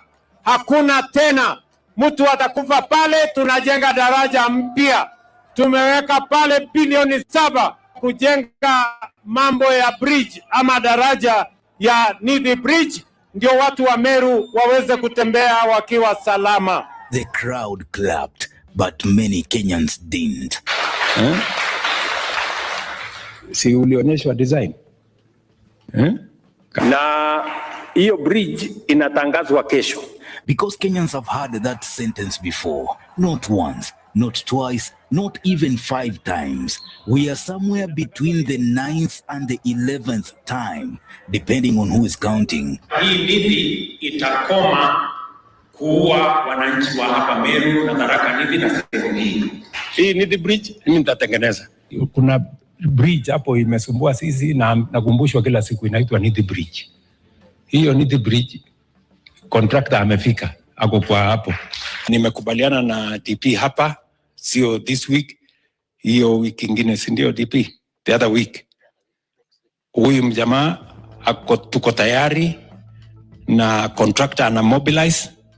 Mimi nataka alete contractor the other week ya bridge ya Nithi.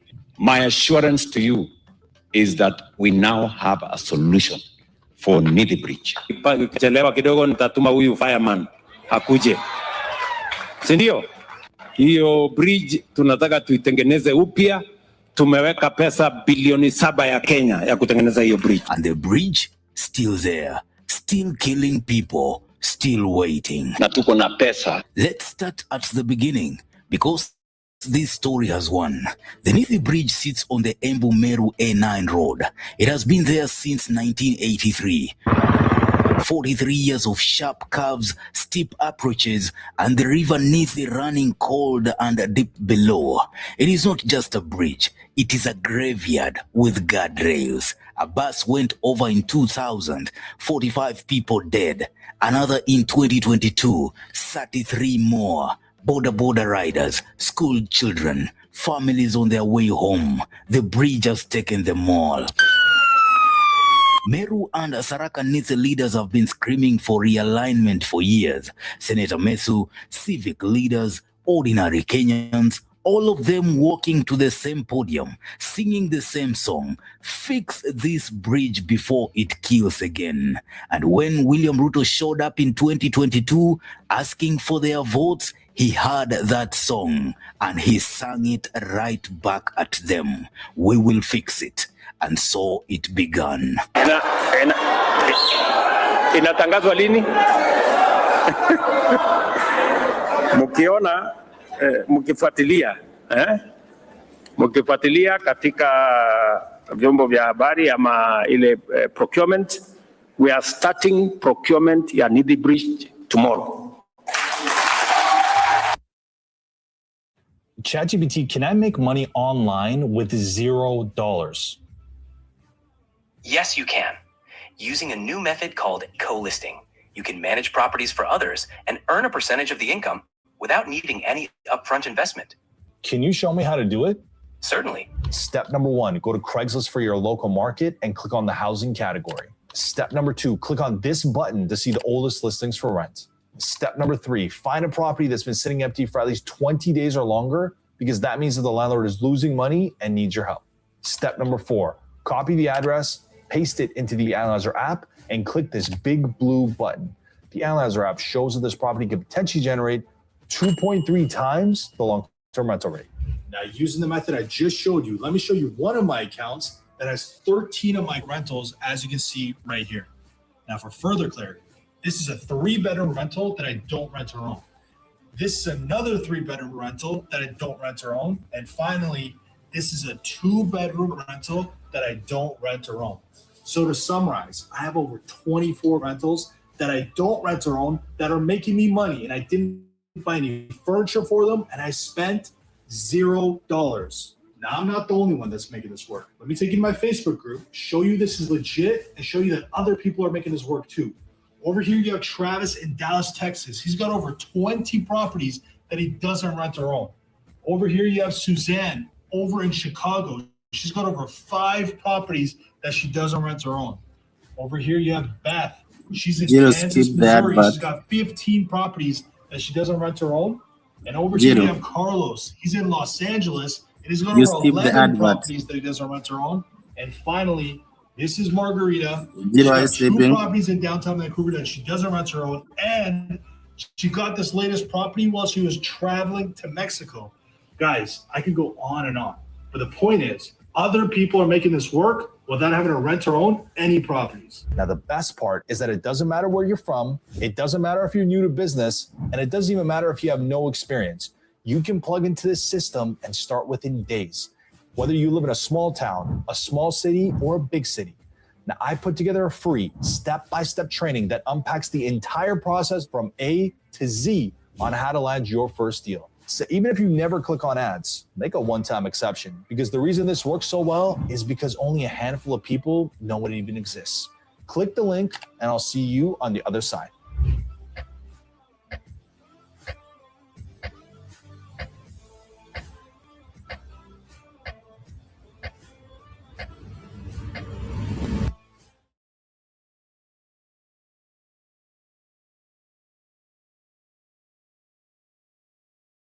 What? In the next 6 months, and within 6 months, in the next 6 months. Kuanzia mwezi wa 6. Nithi Bridge is no longer just a construction project. It is now a referendum on whether this government's words mean anything at all.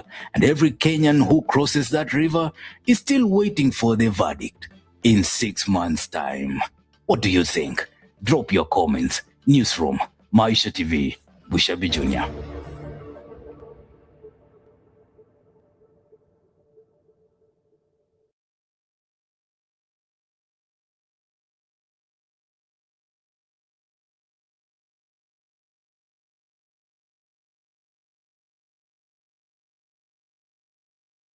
In this business, you're either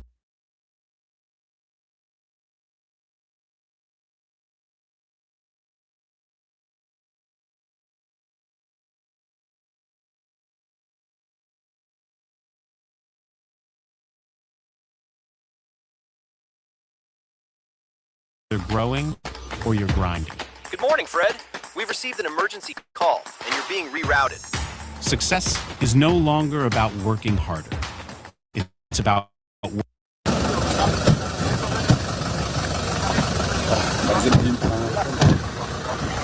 How are you guys? You've done very well. This is what Ruto doesn't want you to know about this year's June 25th protests. Ati Wajalua wako maandamano. Shame on you. My name is Benedict Otieno Diamboguto Nyango. I am a Luo by profession. Hii mambo mnatuambia Mbadi is a Luo. Mbadi is not a Luo. Mbadi is a Soba. Saa hii mnatuambia Wajaluo wako serikali. Mjaluo mgani yako serikali? Those are not in government.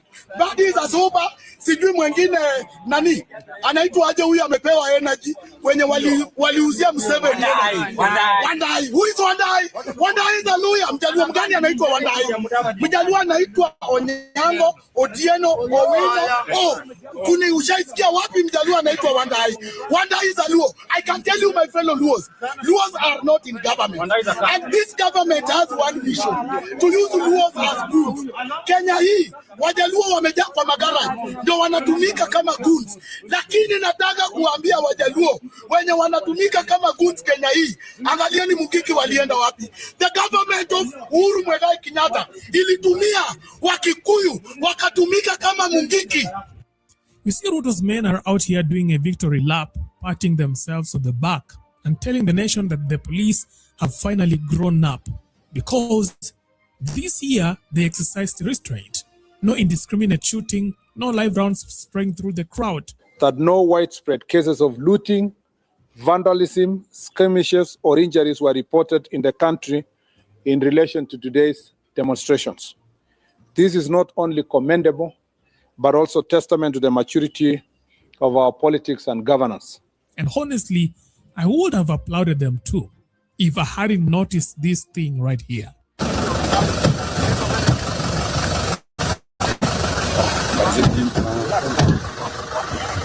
How are you guys? You've done very well.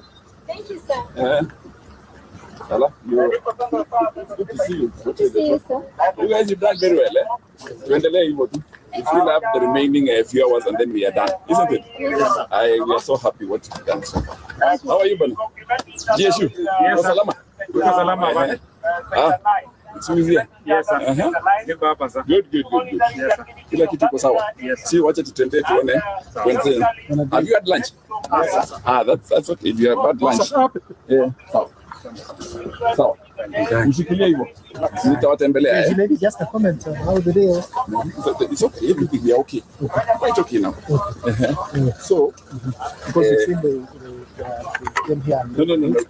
Already the IG has spoken, and ours is just to continue maintaining peace and order. We are happy so far. Everything is good. All right? Even you are happy. I can see from your. For the first time since the Gen Z-led protest erupted, Kenya saw the deployment of what experts identify as a long-range acoustic device, or LRAD, often described as a sound cannon.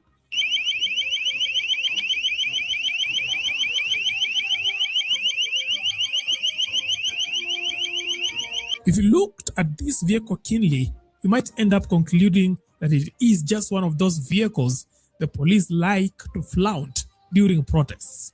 But atop the vehicle sits the long-range acoustic device, which according to Ruto's men, they would tell you that it is for clear communication.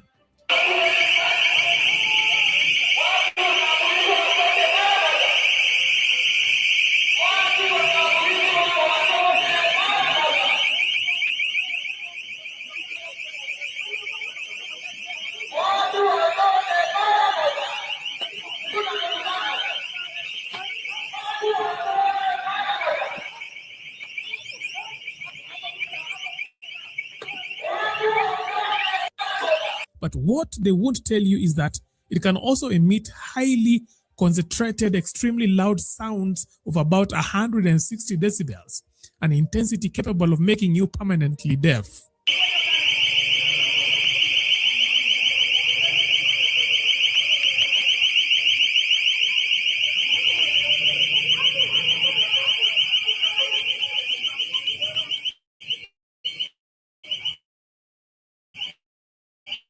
And to put that into perspective, at 120 decibels, even short exposure can cause permanent hearing damage. At 140 decibels, sound becomes physically painful. And at 160 decibels, you are entering territory that can seriously injure the delicate structure of the ear. And unlike tear gas, you can't outrun sound fast enough.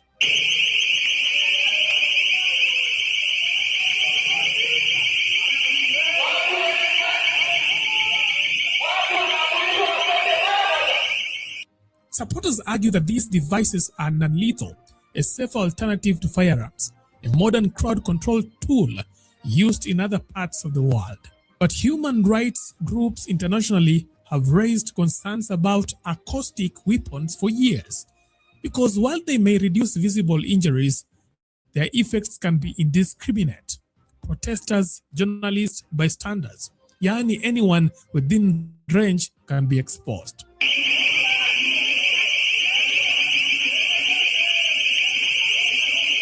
And then there is another layer to this conversation. The genius and the horror of the acoustic weapon is its invisibility. You see, when a police shoots a protester, there is a photographer or a videographer somewhere capturing the incident.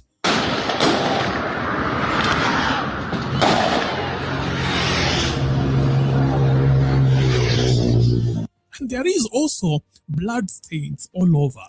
But when a sonic cannon hits a crowd, the victims just look confused. They clutch their ears and scatter.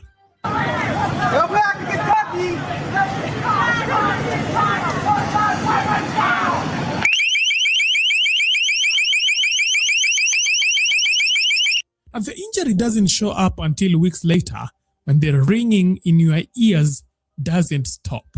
Or months later when you realize you can no longer hear your mother's voice or the music you love. It is a restrained way of handing out permanent disabilities. You see, this technology, it also has a resume.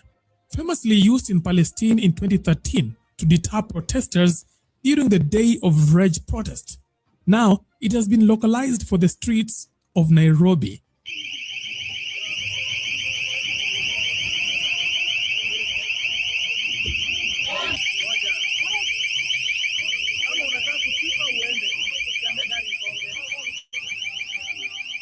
Ruto doesn't want you to know that the state has found a way to harm you without leaving a single bruise for the cameras to catch.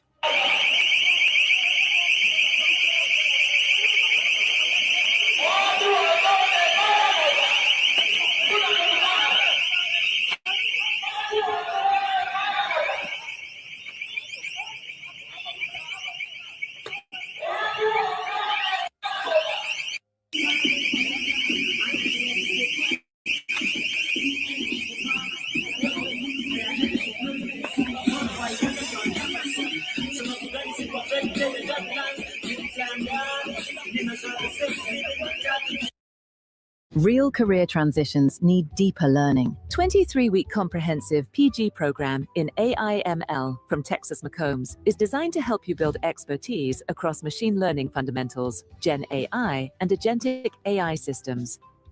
Learn from global industry experts and work on real-world AI projects. Get hands-on exposure with 30+ tools and technologies used across AI workflows. Create an e-portfolio that makes your skills visible and earn a globally recognized credential from Texas McCombs.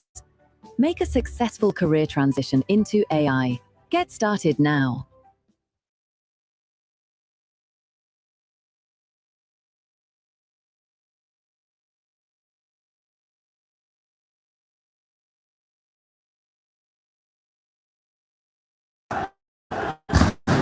Deafening gunshots, billowing tear gas smoke,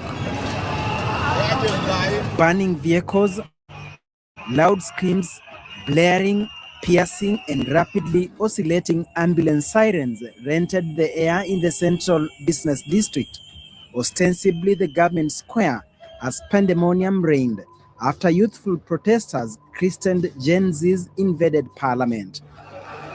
Immediately, National Assembly Speaker Moses Francis Masika Wetangula communicated the passing of Finance Bill 2024, which had been vehemently opposed by majority of Kenyans. It was at 2 p.m. The country, the region, and the world that was keenly following day-long street protests watched in disbelief as events unfolded around the precincts of Parliament. After unrelenting, fearless, and charged youthful protesters breached the brick and steel perimeter wall, hell broke loose. Anarchy reigned. Nairobi city came to a standstill. Grief, fury, angst, and blood filled the air. When the guns fell silent that afternoon, at least 9 protesters lay dead on the tarmac of Parliament Road. Property worth millions destroyed both in Parliament and outside the August House. Nairobi was in chaos. The military was immediately and procedurally deployed to quell the situation after the police were overpowered by the protesters. The June 25 demonstrations were the third round and the ultimate.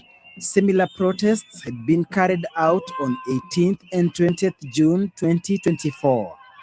11 days earlier, on 14th June, activist Boniface Mwangi had released a video on his social media platforms announcing that come Tuesday, June 18, 2024 at 12 p.m., they shall occupy Parliament, rallying citizens to rise against overtaxation by government. So my prayer is Kenyans manze, tokelezeni on Tuesday. On Tuesday, to exercise Article 37 of the Constitution. We have the right to protest, to picket, to present petitions. On Tuesday, we are coming to guard the people's house. Kuchunga tu, simama tu hapa tuichunga tu, tuambie wabunge ukiingia pale una vote. Wenye watu wako wamekwambia, we have your phone numbers. We know where you live. Tumewaambia wabunge wote, you work for us. When you go in there, you vote no. Tunasikia Ruto ako na njano na mpango, ambia wabunge vote in acclamation. Ukiingia pale bunge, si yes or no, ni kelele. Mambo ya kelele na foleni ilisha na Moi. When you come on Tuesday to vote, you either vote yes to msimamo wako, ama you vote no, as Kenyans have said. Kila kitu inatoza ushuru. Ruto anatax wagonjwa, anatax watoto, anatax kila mtu. The only thing you have in this country ni oxygen. Na mkiachia Ruto space, hata oxygen, mutalipa tax. Mwangi went ahead to even prescribe the dress code for the day. Protesters were to don in black, carry a placard and handkerchief and a bottle of water. Wewe jiulize swali wewe, kama Mkenya mwenzangu. Dedan Kimathi, Achieng' Oneko, Martin Shikuku, Matiba, JM Kariuki. You, just you, building your app on Base 44. Describe it. And it's real. One thought leads to more thoughts. Helena Chelagat, Wangari Maathai, George Anyona, wangekuwa wapi sasa? Wangekuwa hapa nje ya bunge represent sauti ya wananchi. As taxpayers, you have to listen to our voices, because the people's voice is the voice of God. So Kenyans, be on the right side of history. On Tuesday, come and stand here outside and watch them vote. On Tuesday, June 18 and Thursday, June 20, young protesters heeded the call and took part in the demonstrations that sadly saw a number of people killed. On June 21st, a poster bearing a headline, 7 Days of Rage, For We Have Courage, was unleashed, detailing activities running until 27th June. The following week, on Monday 24th, another alert calling for total shutdown Kenya with hashtags Reject Finance Bill 2024 Occupy Parliament was again issued, calling on everyone to come out and join the nationwide strike they said was of Gen Z, granting all hardworking Kenyans a day off. So Tuesday tunakuja hapa tuwaambie wabunge, amuniski, but on Tuesday we shall be here. Tuesday they must vote no. We are here on Tuesday. Waambieni hivyo. Come the D-Day, and once again the Gen Z protesters in their tens and hundreds flooded the streets. Whichever angle you looked was a sea of protesters who battled with anti-riot police officers as they attempted to force their way to Parliament in a futile push to stop parliamentarians from passing the controversial Finance Bill 2024. They engaged police in running battles for the better part of the day, but as time went by, the number of protesters kept swelling and surging towards Parliament from all directions. In the afternoon at 2 p.m., as lawmakers allied to the government pushed through the bill, protesters overpowered the police and broke through.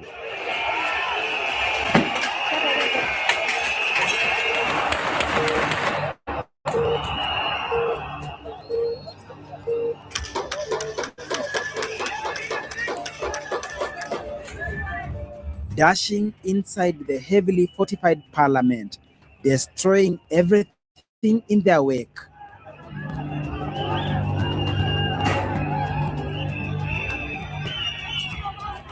Some setting a section of it on fire in defiance of security personnel who opened fire on them. Mr. Speaker, sir, I'm here to address you. You must go. Ruto must go. Shaken MPs caught off guard scampered for safety in ensuing mayhem. Those who were whisked to secure zone within Parliament. Those who removed their neckties and blazers and escaped out of Parliament on foot. Those who jumped into ambulances and got sneaked away. But nominated Member of Parliament, retired Bishop Jackson Kosgei, a person living with a disability who is confined to a wheelchair, was left behind by the rest as they ran for their lives. The same Gen Z protesters had to escort him out of Parliament amidst heavy gunfire. Gunfire that killed 9 protesters. They were identified as Bisili Kogi, David Shege, Eric Hayoni Shieni, Erickson Chalo, Ernest Kanyi, Ibrahim Kamau Wanjiru, Kelvin Odhiambo Maina, Kenneth Njiru Mwangi, and William Sitati. Scores others sustained serious injuries. A visibly infuriated President William Ruto, who had spent the day out of the capital having day-long engagement in Naivasha, was forced to convene an emergency address to a bleeding nation, still reeling in shock at night, explicitly expressing his disappointment at the bloody turn of events. An otherwise legitimate expression of the fundamental rights and freedoms of assembly, demonstration, picketing, and petitioning of public authorities by a section of law-abiding citizens of the Republic of Kenya was infiltrated and hijacked by a group of organized criminals. National Assembly members who had ignored public's rejection of the bill, shoving it down their throats under the directives of the executive, were forced to eat their humble pie 24 hours later, when a cornered President William Ruto eventually declined to pressure and declined to assent to the bill. And because I run a government, but I also lead people, and the people have spoken, I concede. and therefore I will not sign the 2024 finance bill, and it shall subsequently be withdrawn. What followed in subsequent days were efforts by President Ruto to get hold of radical activist Boniface Mwangi. A meeting was organized at State House, and UDA Secretary General Hassan Omar, who was to broker the deal by delivering Mwangi, had just landed in Mombasa, was forced to make a U-turn to Nairobi, but upon landing, Boniface Mwangi was an no-show, while the president waited. The meeting aborted. There was an internet shutdown in the country. Then the president addressed the country and said that there was an attempt of treason or to overthrow the government. Some of us went into hiding. So while I was in hiding, I got a call from Hassan Omar, like a couple of days later, saying that the president wants to meet. Around the same time, Raila Odinga was also calling for a meeting. And I told Hassan Omar, let me think about it, told him to give me a couple of days. So I was meant to meet the president, I think on a Thursday, I didn't go. On a Friday, I didn't go. And then I think on a Saturday, I didn't go.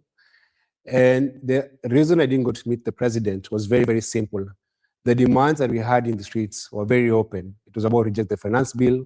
And after the killings, we were demanding for justice for the poor killed. The head of state eventually held a virtual meeting with a section of Gen Z protesters in a bid to cool down the tempers. The Directorate of Criminal Investigations recommended to the Director of Public Prosecutions the charging of high-profile politicians, among them 2 members of parliament from Nairobi's Embakasi. But their efforts to have them arrested were stopped by the High Court. Duncan Haimba, NTV. Okay, what's the next problem? Solve for x, where x equals better grades and more confidence in math. Dad, are you trying to get me to say IX?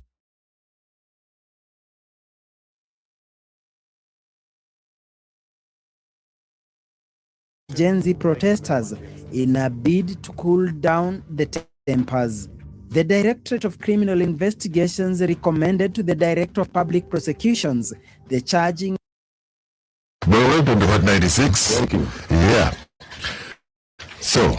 Now, I think first of all, we're going to do a quick state of the nation. But I think the only conversation right now, guys, are talking about is tomorrow, the Gen Z anniversary, and what the conversations are around it. So Gachagua yesterday called for everybody to stay at home. Apparently, from his intelligence, they're saying goons have infiltrated, they've been summoned, and they've been asked to infiltrate said march, because we need to stop calling it a protest, because it's really not a protest. It's literally just a march, right? So the march is supposed to happen tomorrow, and they've been told to, stay at home, don't come because it's going to go bad. However, for those people whose lives were lost, for mothers, fathers who've not been compensated, how does that look like when even the one thing you're requesting for is still at stake? You can't even have a day. Because according to them, they were asking for a couple of things. They were asking for the 25th to be made a natural national holiday for commemoration, of course. And they were asking for a good amount of compensation that is equal, not anywhere equal to, but at least something that is worth compensation. And even more importantly, for those people who did these things to be brought to justice. From your perspective, what do you think? Thank you, Nick. Thank you, Cynthia, for having me here. Mm-hmm. And I must say again that I was here just before time. But anyway, I'm in the studio. I think first things first. Those innocent little angels that died on June 25th, 2024 need to be remembered in a special way. And may forever God rest their souls in eternal peace. Mm-hmm. Life through natural attrition, if that was to happen. Yeah. I think in this studio I'm the oldest. If God had to take one of us, let him take me. Then, looking at the figures that we have here, Nick should be the one who follows. And then others. So when you take the lives of our little children, because some of them are actually my children, I think it's a very sad state of affairs. So that should never have happened, but it has happened. We shall move on. But as we move on, we shall never forget. And we can forgive those who committed those crimes against humanity, but we shall never forget. And I think that's what this administration is working so hard to get people to forget, that we lost little angels. They are working so hard. It is not possible to forget. We shall never forget. I'm one of the people who will only forget once I'm down 6 feet. Thank God I go 6 feet. There are fellows who will go 8 feet because of the crimes that they've committed against you. Now, the other thing is that you cannot compensate life. And I'm happy that the president, Mr. Ruto, has admitted that you cannot not compensate for lives that you've taken away. Not the lives that have been taken by God or the Almighty, but lives that you have taken away.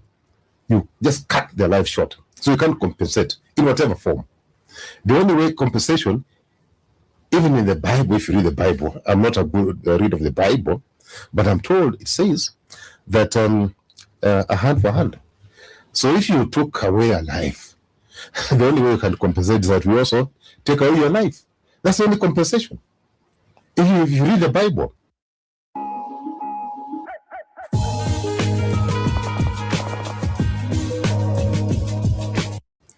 So as we approach tomorrow, I think it's tomorrow's 25th. Yeah, it's tomorrow. In fact, I mean, you got me in this discussion with John Badi. My expectation was that the budget that he has just assented to, the bill, the president should have honored the Gen Z. All the things that the Gen Z had in issues with in 2024 should have been addressed in full, in honor of the Gen Z. But that has not happened. Okay, because we are working with an administration that does not believe in its own people. You know, when you have an administration that is listening to itself, you have a big problem, my dear. Yeah. What do you say it listens to itself?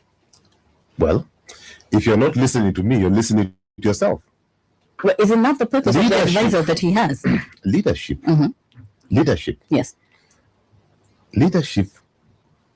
And you see, I'm avoiding using the word a leader. A leader. Yes. Because I keep on reminding people that a leader is somebody who suffers from what we call the big L syndrome. The Bwana Mkubwa syndrome. You have it in your forehead. So you keep on thinking that your ideas are the best. You keep on listening to yourself. You forget that leadership is only that you are first among the equals. That you've been given an opportunity to drive people in a direction that they have already agreed. Willingly, people must be willing to follow you. True. So there must be willingness. And then the person who at that point in time has been given the opportunity to lead must be competent. And the people who are following you at that point in time must be enthusiastic. Okay? So that's what leadership is all about. But the person leading at that point in time must be a good listener. Must be a somebody who's able to bring people together, a good communicator, and those are all those qualities that you and me know about. Short of that, you become a dictator. You become an Idi Amin. And those bad fellows we've had in the continent of Africa that have now gone to Sayuni. You know them. So even the ones we currently have, and I'll not mention names, because they're also fathers. And I want to remember the Gen Zs tomorrow, starting today. They're also parents. I want to to inflict pain, maximum pain, by reminding them that what they did was wrong. That under your leadership, when you go to your creator, you will be going with a lot of blood on your hands. Me, I don't know how some people sleep in this republic. I don't know. How do they sleep when hundreds of children died under your watch? How can you sleep? Can you imagine your child being shot, like Rex Masai being shot in the foot and dies? And then several months later, you're the one occupying the highest seat in the republic. You still give orders for youth to be shot in the foot, in the legs. And yet Rex Masai died from an injury that was inflicted on him in the foot via a bullet.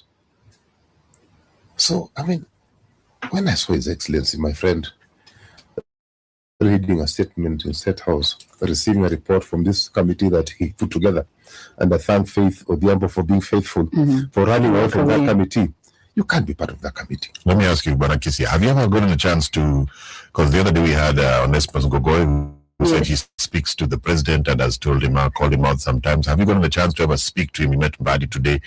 Is he accessible so that you can, you know, tell him, Bwana President, unachoma. Unabant. Nick, the man is banning himself. But have you told him that he... You see, I've never had that opportunity because, you see, sometimes, you know, power defines who you are. Yes. When you don't have it, we cannot know who you are. But once you get power, like Oburu is looking for power. I have to say it like that, like you're a bit tired. Power. Exactly. Once you have it, then we know who you are. We then come to actually realize, appreciate who you are.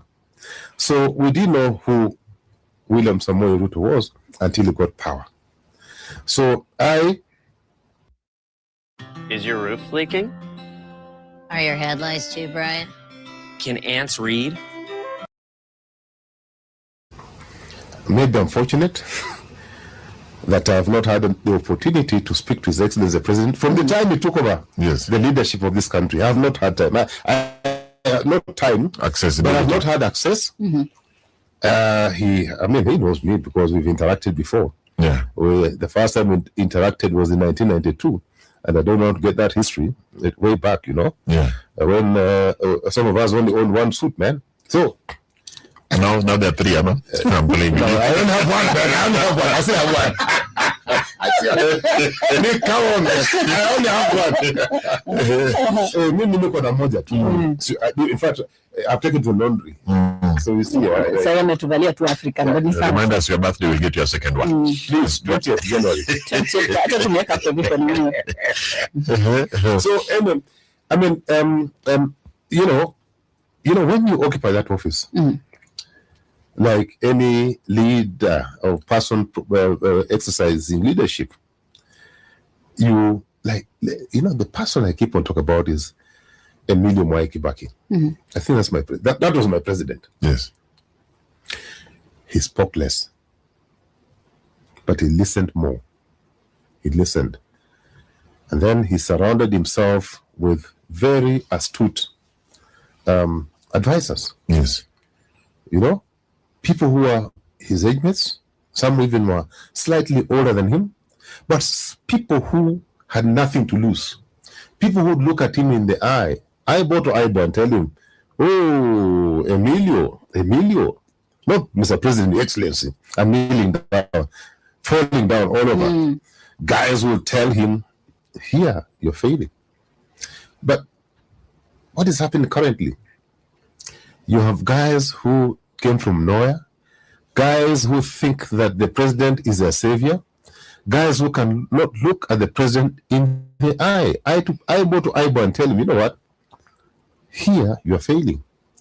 So if you expect me to be one of them, I'll never be given that chance, because I think he's a sort of person who prefers dealing with people who yes, man. Yes, man. Yes, sir. Yes, sir. Yes, sir. Can a country really Philip run like that? Son of Grace, is not a yes man. He's not a yes man. Yeah, Miguna can make a powerful team. He's my friend, but I don't know whether. I was waiting for the disclaimer. He's my friend. I mean, he's my friend. Yes. You know, he's a good guy, man. But you know, people are different. Yes. So out of the you've given us a lot of reasons why I'm assuming this government is not working.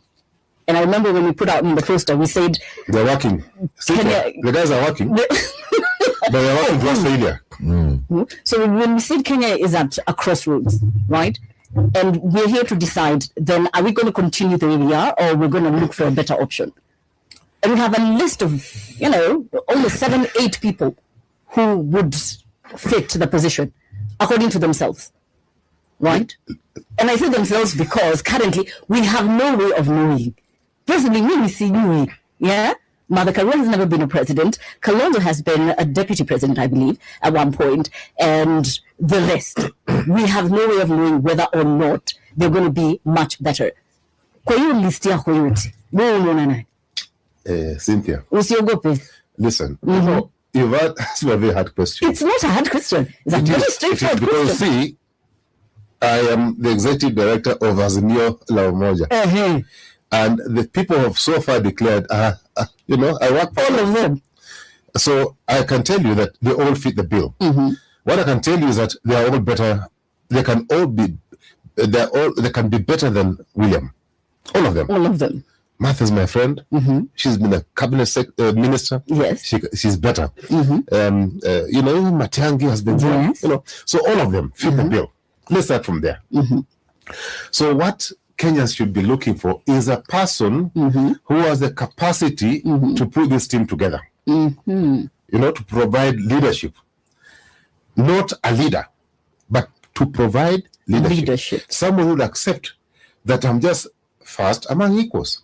Okay? So my job is to use these resources that I have, like Kibaki did, you know, to take this country to the next vision. Right. You know, Vision 2030 is ending. I don't know whether, you know, you people talk about these things. We do. Kibaki, when he moved into office, and he said, you see, we've done well so far. On a scale of 10, maybe we've done 3. Okay? But for us to... You're so well, still out of 10, 30%. I'm saying, when Kibaki took over, Okay. at the point he took over. Okay? Somebody's interfering. They must be interfering. Yes. We're very keen to hear what you have to say. At the time the Kibaki took over, we probably, on a scale of 10, were 3. Yeah. But what did he do? The first thing he did is to say, listen, fellow Kenyans, can we sit down and craft a vision for this country? A shared vision. Yes. Not my vision. The current president talks about his vision, his dreams. I don't want to call them names. I'll tell Nick behind the tent. I'll tell Nick. I'll talk to Nick. Alituambia amekuja na bodi wake. His own dreams. You see, your own dreams, you confine your dreams to yourself and your family and your wife. But a nation's vision is collective. You collect views from all Kenyans and you say, okay, what type of Kenya do you want to have 30 years from today? Yeah. So we have a vision ending. This administration has never made reference to that vision. You know, I've talked about Vision 2030 until the other day. So I say, oh no, now we are preparing Vision 2063. We are preparing, not them, the people in State House. So they have a cocoon, a small team of fellows there. Cabinet, some small little fellows there, some small fellows pretending to prepare a vision. This country. A vision for this country is a shared vision. So you ask me, back to your question, I've said that all the fellows who have declared on our side fit the bill. But let me say this. You know, one, Kenyans, the Gen Z, millennials, and even yourself, Cynthia, I don't know you fall. Ever millennial. Millennial. We are looking, so you're actually my daughter. We are looking, yes, I'm old enough. So we are looking for a transitional leader. Yeah. That fellow must be mature, must be experienced, must be qualified in all aspects. Okay? He must be somebody who has seen it all. Okay, so you just want to. We're looking for Mandela to in terms of just transiting from the old order to a new order. So you need a guy who can fix the mess that my generation has created. Thank you for the It's a huge mess. Thank you very much. But when you get someone from your generation to be a leader, I'm available. I'm telling you, I can do it. So you want to be president? So I can do it. I can be a president. But from the people, I'm saying, even Gachagua can do it. Gachagua is my generation. Yeah. I mean, he can do it. But then see, but from the people, no, listen. I'm saying from the people so far who have declared. Yeah. Because we're talking. The people, what I'm hearing Kenya saying, we're looking for somebody who is calm, yes, a good listener, somebody who can, a family man. If you look at the preamble of the Constitution, it talks about somebody who can provide leadership right from the family, family unit, and then going up. Now, ChatGPT, what's the best high-income skill to learn in 2026? You can make 6 figures through Airbnb co-listing. No complicated skills needed, no sales, no coding. You don't have to rent or own any properties. Let me show you how it works. Step number 1, go to Craigslist for your local market and click on the housing category. Step number 2, click on this button to see the oldest listings for rent. Step number 3, find a property that's been sitting empty for at least 20 days or longer, because that means that the landlord is losing money and needs your help. Step number 4, copy the address, paste it into the Airbnb Analyzer app, and click this big blue button. The Airbnb Analyzer app shows that this property could potentially generate 2.3 times the long-term rental rate. Now, using the method I just showed you, let me show you one of my accounts that has 13 of my rentals, as you can see right here. Now, for further clarity, this is a 3-bedroom rental that I don't rent or own. This is another 3-bedroom rental that I don't rent or own. And finally, this is a 2-bedroom rental that I don't rent or own. So to summarize, I have over 24 rentals that I don't rent or own that are making me money, and I didn't buy any furniture for them, and I spent $0. Now, I'm not the only one that's making this work. Let me take you to my Facebook group, show you this is legit, and show you that other people are making this work too. Over here, you have Travis in Dallas, Texas. He's got over 20 properties that he doesn't rent or own.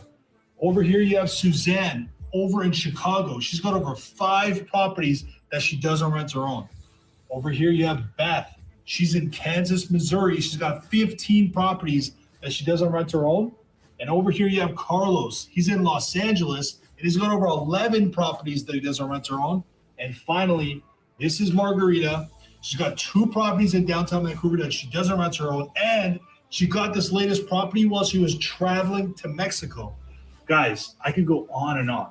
But the point is, other people are making this work without having to rent or own any properties. Now, here's the best part. I've got over 24 properties on Airbnb that I don't rent, that I don't own, and that I've never visited before, that I manage 100% remotely from my couch. It doesn't matter where you're from. It doesn't matter if you're new to business, and it doesn't even matter if you have no experience.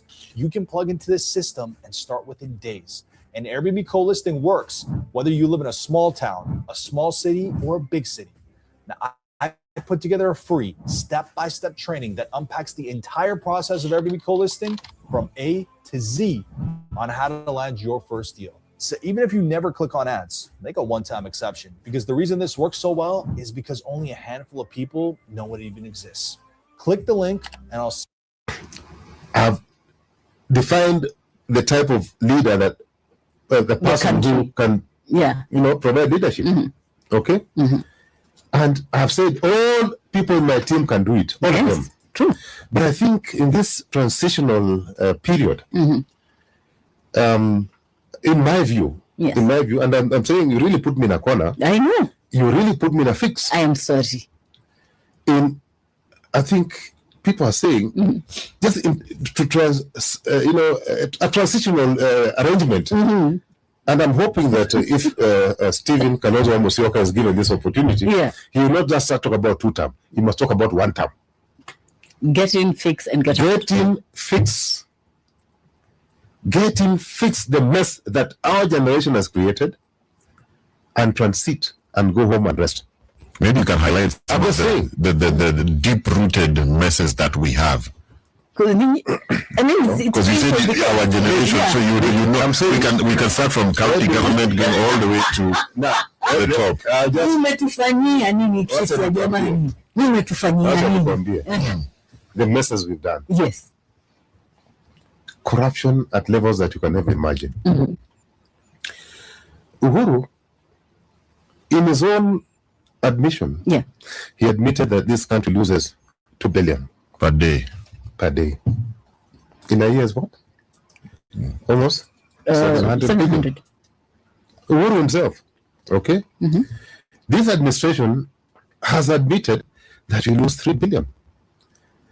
In a year, it's about 1.2 trillion. Okay? That's almost 25% of the budget. Almost. Okay?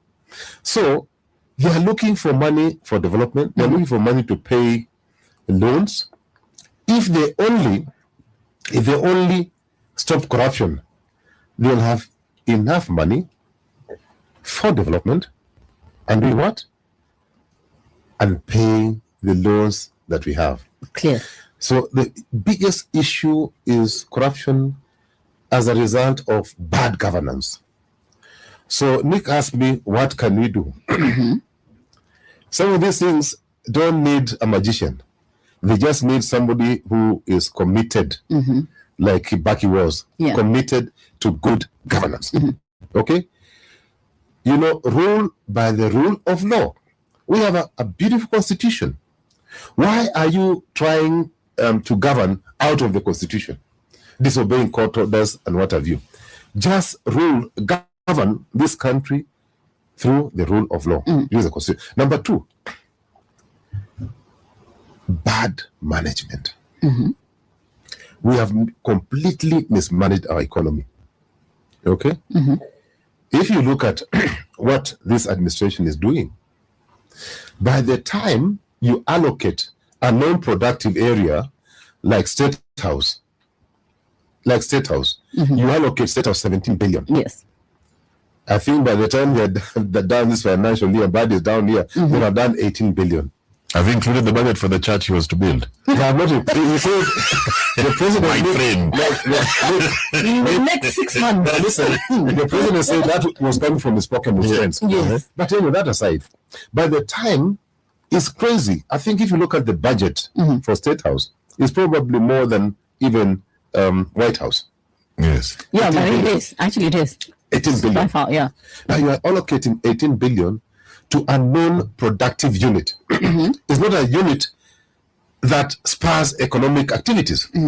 So, I mean, it's crazy, man, that you can have 18 billion. What are you doing with 18 billion? So that and you can do it a third of that amount, 7 billion. You can do 7 billion. I heard the other day Kalonzo Musyoka saying that our team would actually do with 7 billion, and I think we can do 7 billion shillings, because other 10 or so billion is used for bribing people. You know, so it's for bribing people and for flying jets. And like my friend Igiji says, in those jets people are massaged. With guys from Seychelles. This is ridiculous. Oh, do you have any images I can see after 10? Behind the tent. So you see, I think I'm talking about the wastage. The amount of wastage is government. Right. I mean, it's unmatched. So if you just, again, reduce, if you manage the economy, if you manage the resources that we have efficiently, effectively, economically, those resources we have are sufficient to drive this country into the first world, not into Singapore, but into Singapore. True. So efficient management, strategic management, managing this country in a strategic way. But when you manage this country as a chairman of a cattle dip, you know, when you go to that level, I'm calling things as they should be called. Yes. You're managing an economy Yeah, is it 4 trillion economy? You're managing as if you're just. Why can't you deploy resources where they should be deployed? In education, Uhuru left us 22,000 capitation per student. We're down to 15. Can you explain that? Nobody can. Can you explain? But you have to give 100% transition. When you say you're progressing, yeah. Uhuru left us with free secondary education. Mike back in the first 100 days said free primary education. And people are asking where money come from. Money came, he stopped corruption. The money that financed free education just came from corruption. So that stop this bloody thing. But when you get into office and you want to mismanage the resources you have, of course, instead of increasing the capitation reduce. When you take over management of an economy that is functioning fairly well, and then you introduce something called shisha, whatever, and you promise people heaven, and our mothers, I mean, unfortunately, I don't have one man part.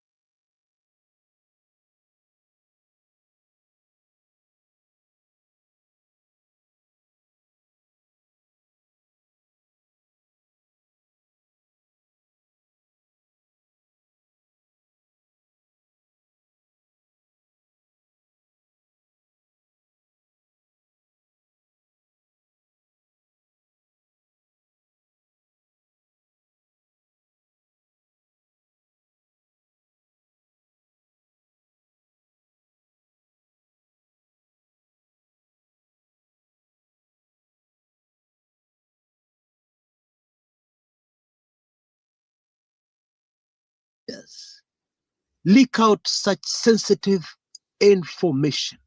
And these are people within the security docket. The scary answer to that question, I'm afraid most of us are not really ready for, okay? But I will still give it to you.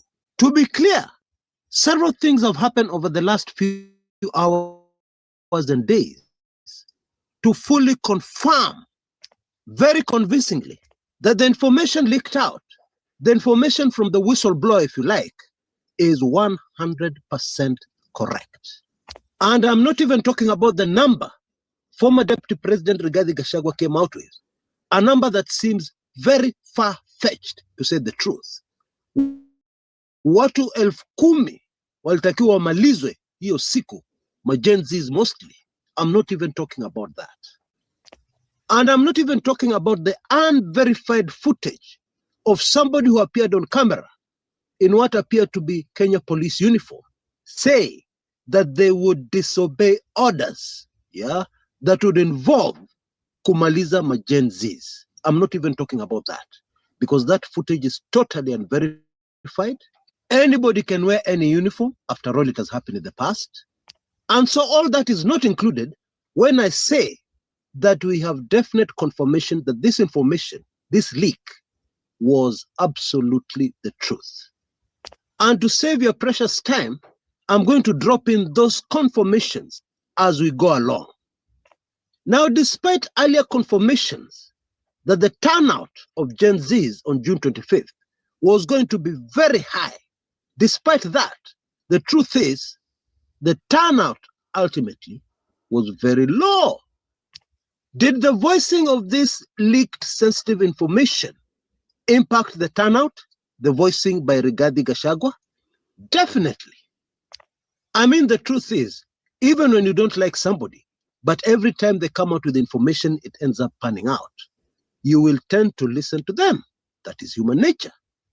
The behavior of Linda Mwananchi leaders, the most popular mass movement in East and Central Africa, their behavior definitely impacted on the turnout.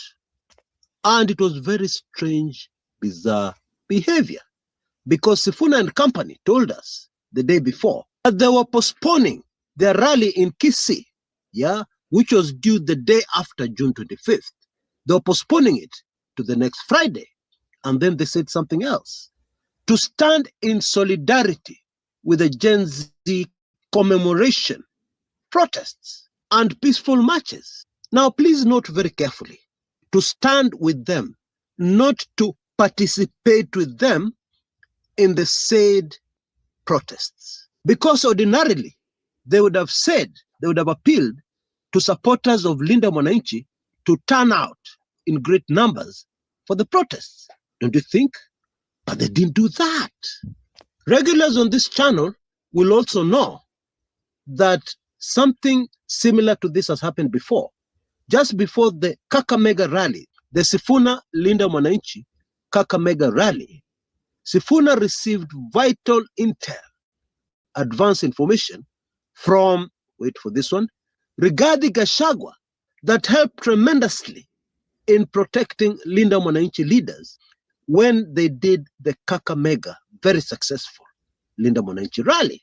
And I can reveal today some of the information Linda Mwananchi received from Gachagua included stay out of Kisumu Airport. You will remember that Sifuna, Babu Owino and company changed their mode of air transport at the very last minute. This is a very important clue to suggest that even before they left Nairobi, they already knew that Kisumu Airport was a no-go zone for them on that day. And they had already diverted their place of landing before they left Nairobi. But they gave us the impression, I believe, to protect their source. I do something like that all the time. They gave us the impression that the decision was made mid-air. Now, for starters, those who have been on an aircraft already know that you cannot just make calls, receive calls, send an SMS when you're up there on an aircraft. You already have that information. And so Linda Mwananchi leaders took a much smaller aircraft, which landed in Webuye. I did not even know before this thing happened that there is an airstrip in Webuye. But that day I got that information. They then traveled by road to Kakamega. So it has happened before. Linda Mwananchi getting vital intel from Rigathi Gachagua. And maybe we can speculate it was from the same, very same whistleblower who gave this information about June 25th. Now, in my opinion, one of the pieces of evidence that proved to me actually there was something very bad supposed to happen on June 25th was the behavior of the abduction unit on June 25th. It brought out some sort of vengefulness, masira, that was clearly displayed. Now, I'm sure most of us have heard that on June 25th, 6 people, at least 6 people, actually there were more, were abducted, but later found safe, but very shaken, and were rushed to Nairobi Hospital. Walikuwa wameumizwa. And according to civil rights organizations in the country, this is very sad, there is still one missing person from June 25th, unaccounted for. They have still not been found. I believe that was the young man who caused protests, deadly protests in Eastlands the day after June 25th, where at least one person lost their life. And in that case, multiple eyewitnesses said he was taken away in an unmarked vehicle. Now, let us be clear. There are only two ways such sensitive inside information could have leaked out. Number one, somebody listened in, eavesdropped, and got the information of what was being planned. And number two, somebody leaked out the information, whistleblower if you like. Now we can quickly rule out number one because we are dealing with people who every day listen in to what other people are saying, and also every day they are very careful to ensure that what they discuss and plan does not leak out. Nobody from the outside listens in. Okay? So number one, we can rule out. And therefore, it was definitely an insider, even if you don't have the information that I have. It was definitely an insider who leaked out this information that got to Rigathi Gachagua. And so we must now start with the motive. Why did they do that? Why did they risk their job and probably a lot more to leak out such sensitive information? Now, again, there can only be two reasons. Number one, their moral beliefs, their conscience got the better of them. Now, it is common knowledge that that is not the spirit that rules over the Kenya police and our security boys. Yeah, moral things? Because, for instance, in the past, they have followed crazy, immoral orders to the letter. The sad truth is that it is not normal to have people with their consciences still working within our security boys. And by the way, that is one of the reasons why my late political lecturer had such a hard time in those days when he was a member of this force. And the second, much more probable motive and reason why this information was leaked out. My wife almost divorced me because I couldn't get hard anymore. I'm 40. This is what fixed it. If you're over 40, if you can't stay hard anymore, if you go soft halfway through and have to fake an excuse, if you've stopped trying because you can't take failing one more time, if she stopped, is quite scary. And I'm sure you can guess what it is. Dissatisfaction, okay? Some sort of annoyance, yeah? Discontent within the force. Yeah. And today I'm going to reveal one of the major bones of contention that I believe must have been one of the major reasons why this person or persons decided to risk everything and leak out such sensitive information about June the 25th. And I will put it in only one word, or two words rather: abduction unit. Now, in case you didn't know, the abduction unit is not part of the police, although they have some members who are in the police. Please don't get confused. And we have also seen evidence in the past of this unit giving orders to the police, clearly telling us that they have some kind of political power. Now, a lot of information about this unit is highly sensitive. Even Gachagua has not given us that information, and he will never give us that information. It is way too sensitive. Because the former deputy president may be many things, but he is not reckless. Like him or hate him. Even that information about that number, over 10,000 walitakiwa wamalizwe, he already had it when he gave us the initial information, but he kept it back and only released it after the fact, after what he had feared did not happen, after it was frustrated. That is when Gachagua came out and gave us more information, including the number that was targeted. But there is a way you can get all that information, which I will talk about at the tail end of my video, so please stay with me. But let me give you snippets of that information. Number one, the abduction unit did not start after August 2022. No, it started long before the year 2022. In fact, long before the year 2021. Let me just leave it there.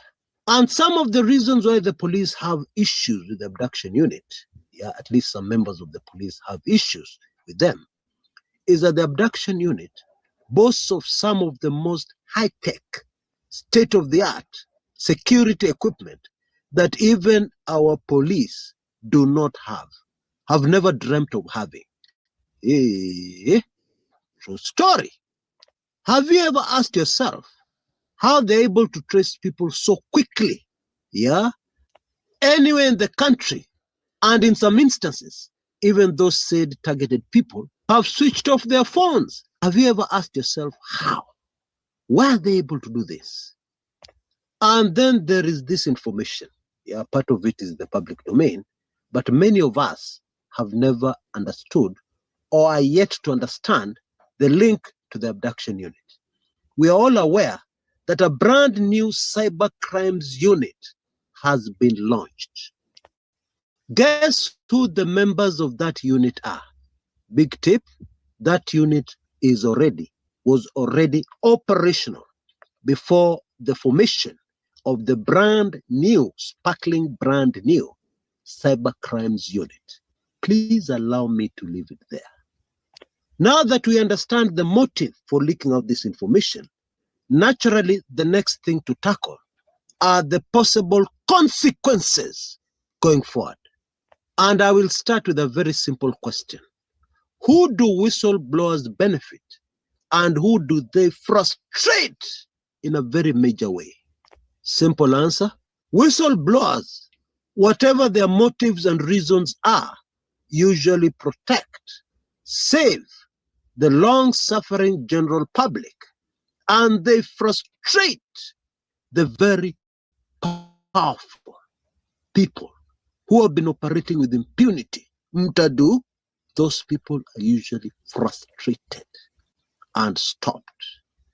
And by the way, that is one of the major reasons why the original plan for June 25th was abandoned. It was stopped. Because what usually happens in these instances is that the powerful and the mighty stop everything until they can find the more. They usually put down everything and do everything and beyond that they can possibly do to find the more. Because the fear is always, if this person knows everything that we're going to do, everything that we've already planned, what other trap do they have for us if we go forward with this thing, which they already know inside out? What other trap is there waiting for us somewhere ahead? We can't continue. Drama bin drama, Arab drama, Ole drama, Nyar drama, Asi drama, zote pamoja. Every month, this Airbnb pays me about $2,700 in semi-passive income. Now, here's the thing. I don't own it and I don't pay any rent. And here's the thing. You can actually do this too. It doesn't even matter where you live, even if you're in a...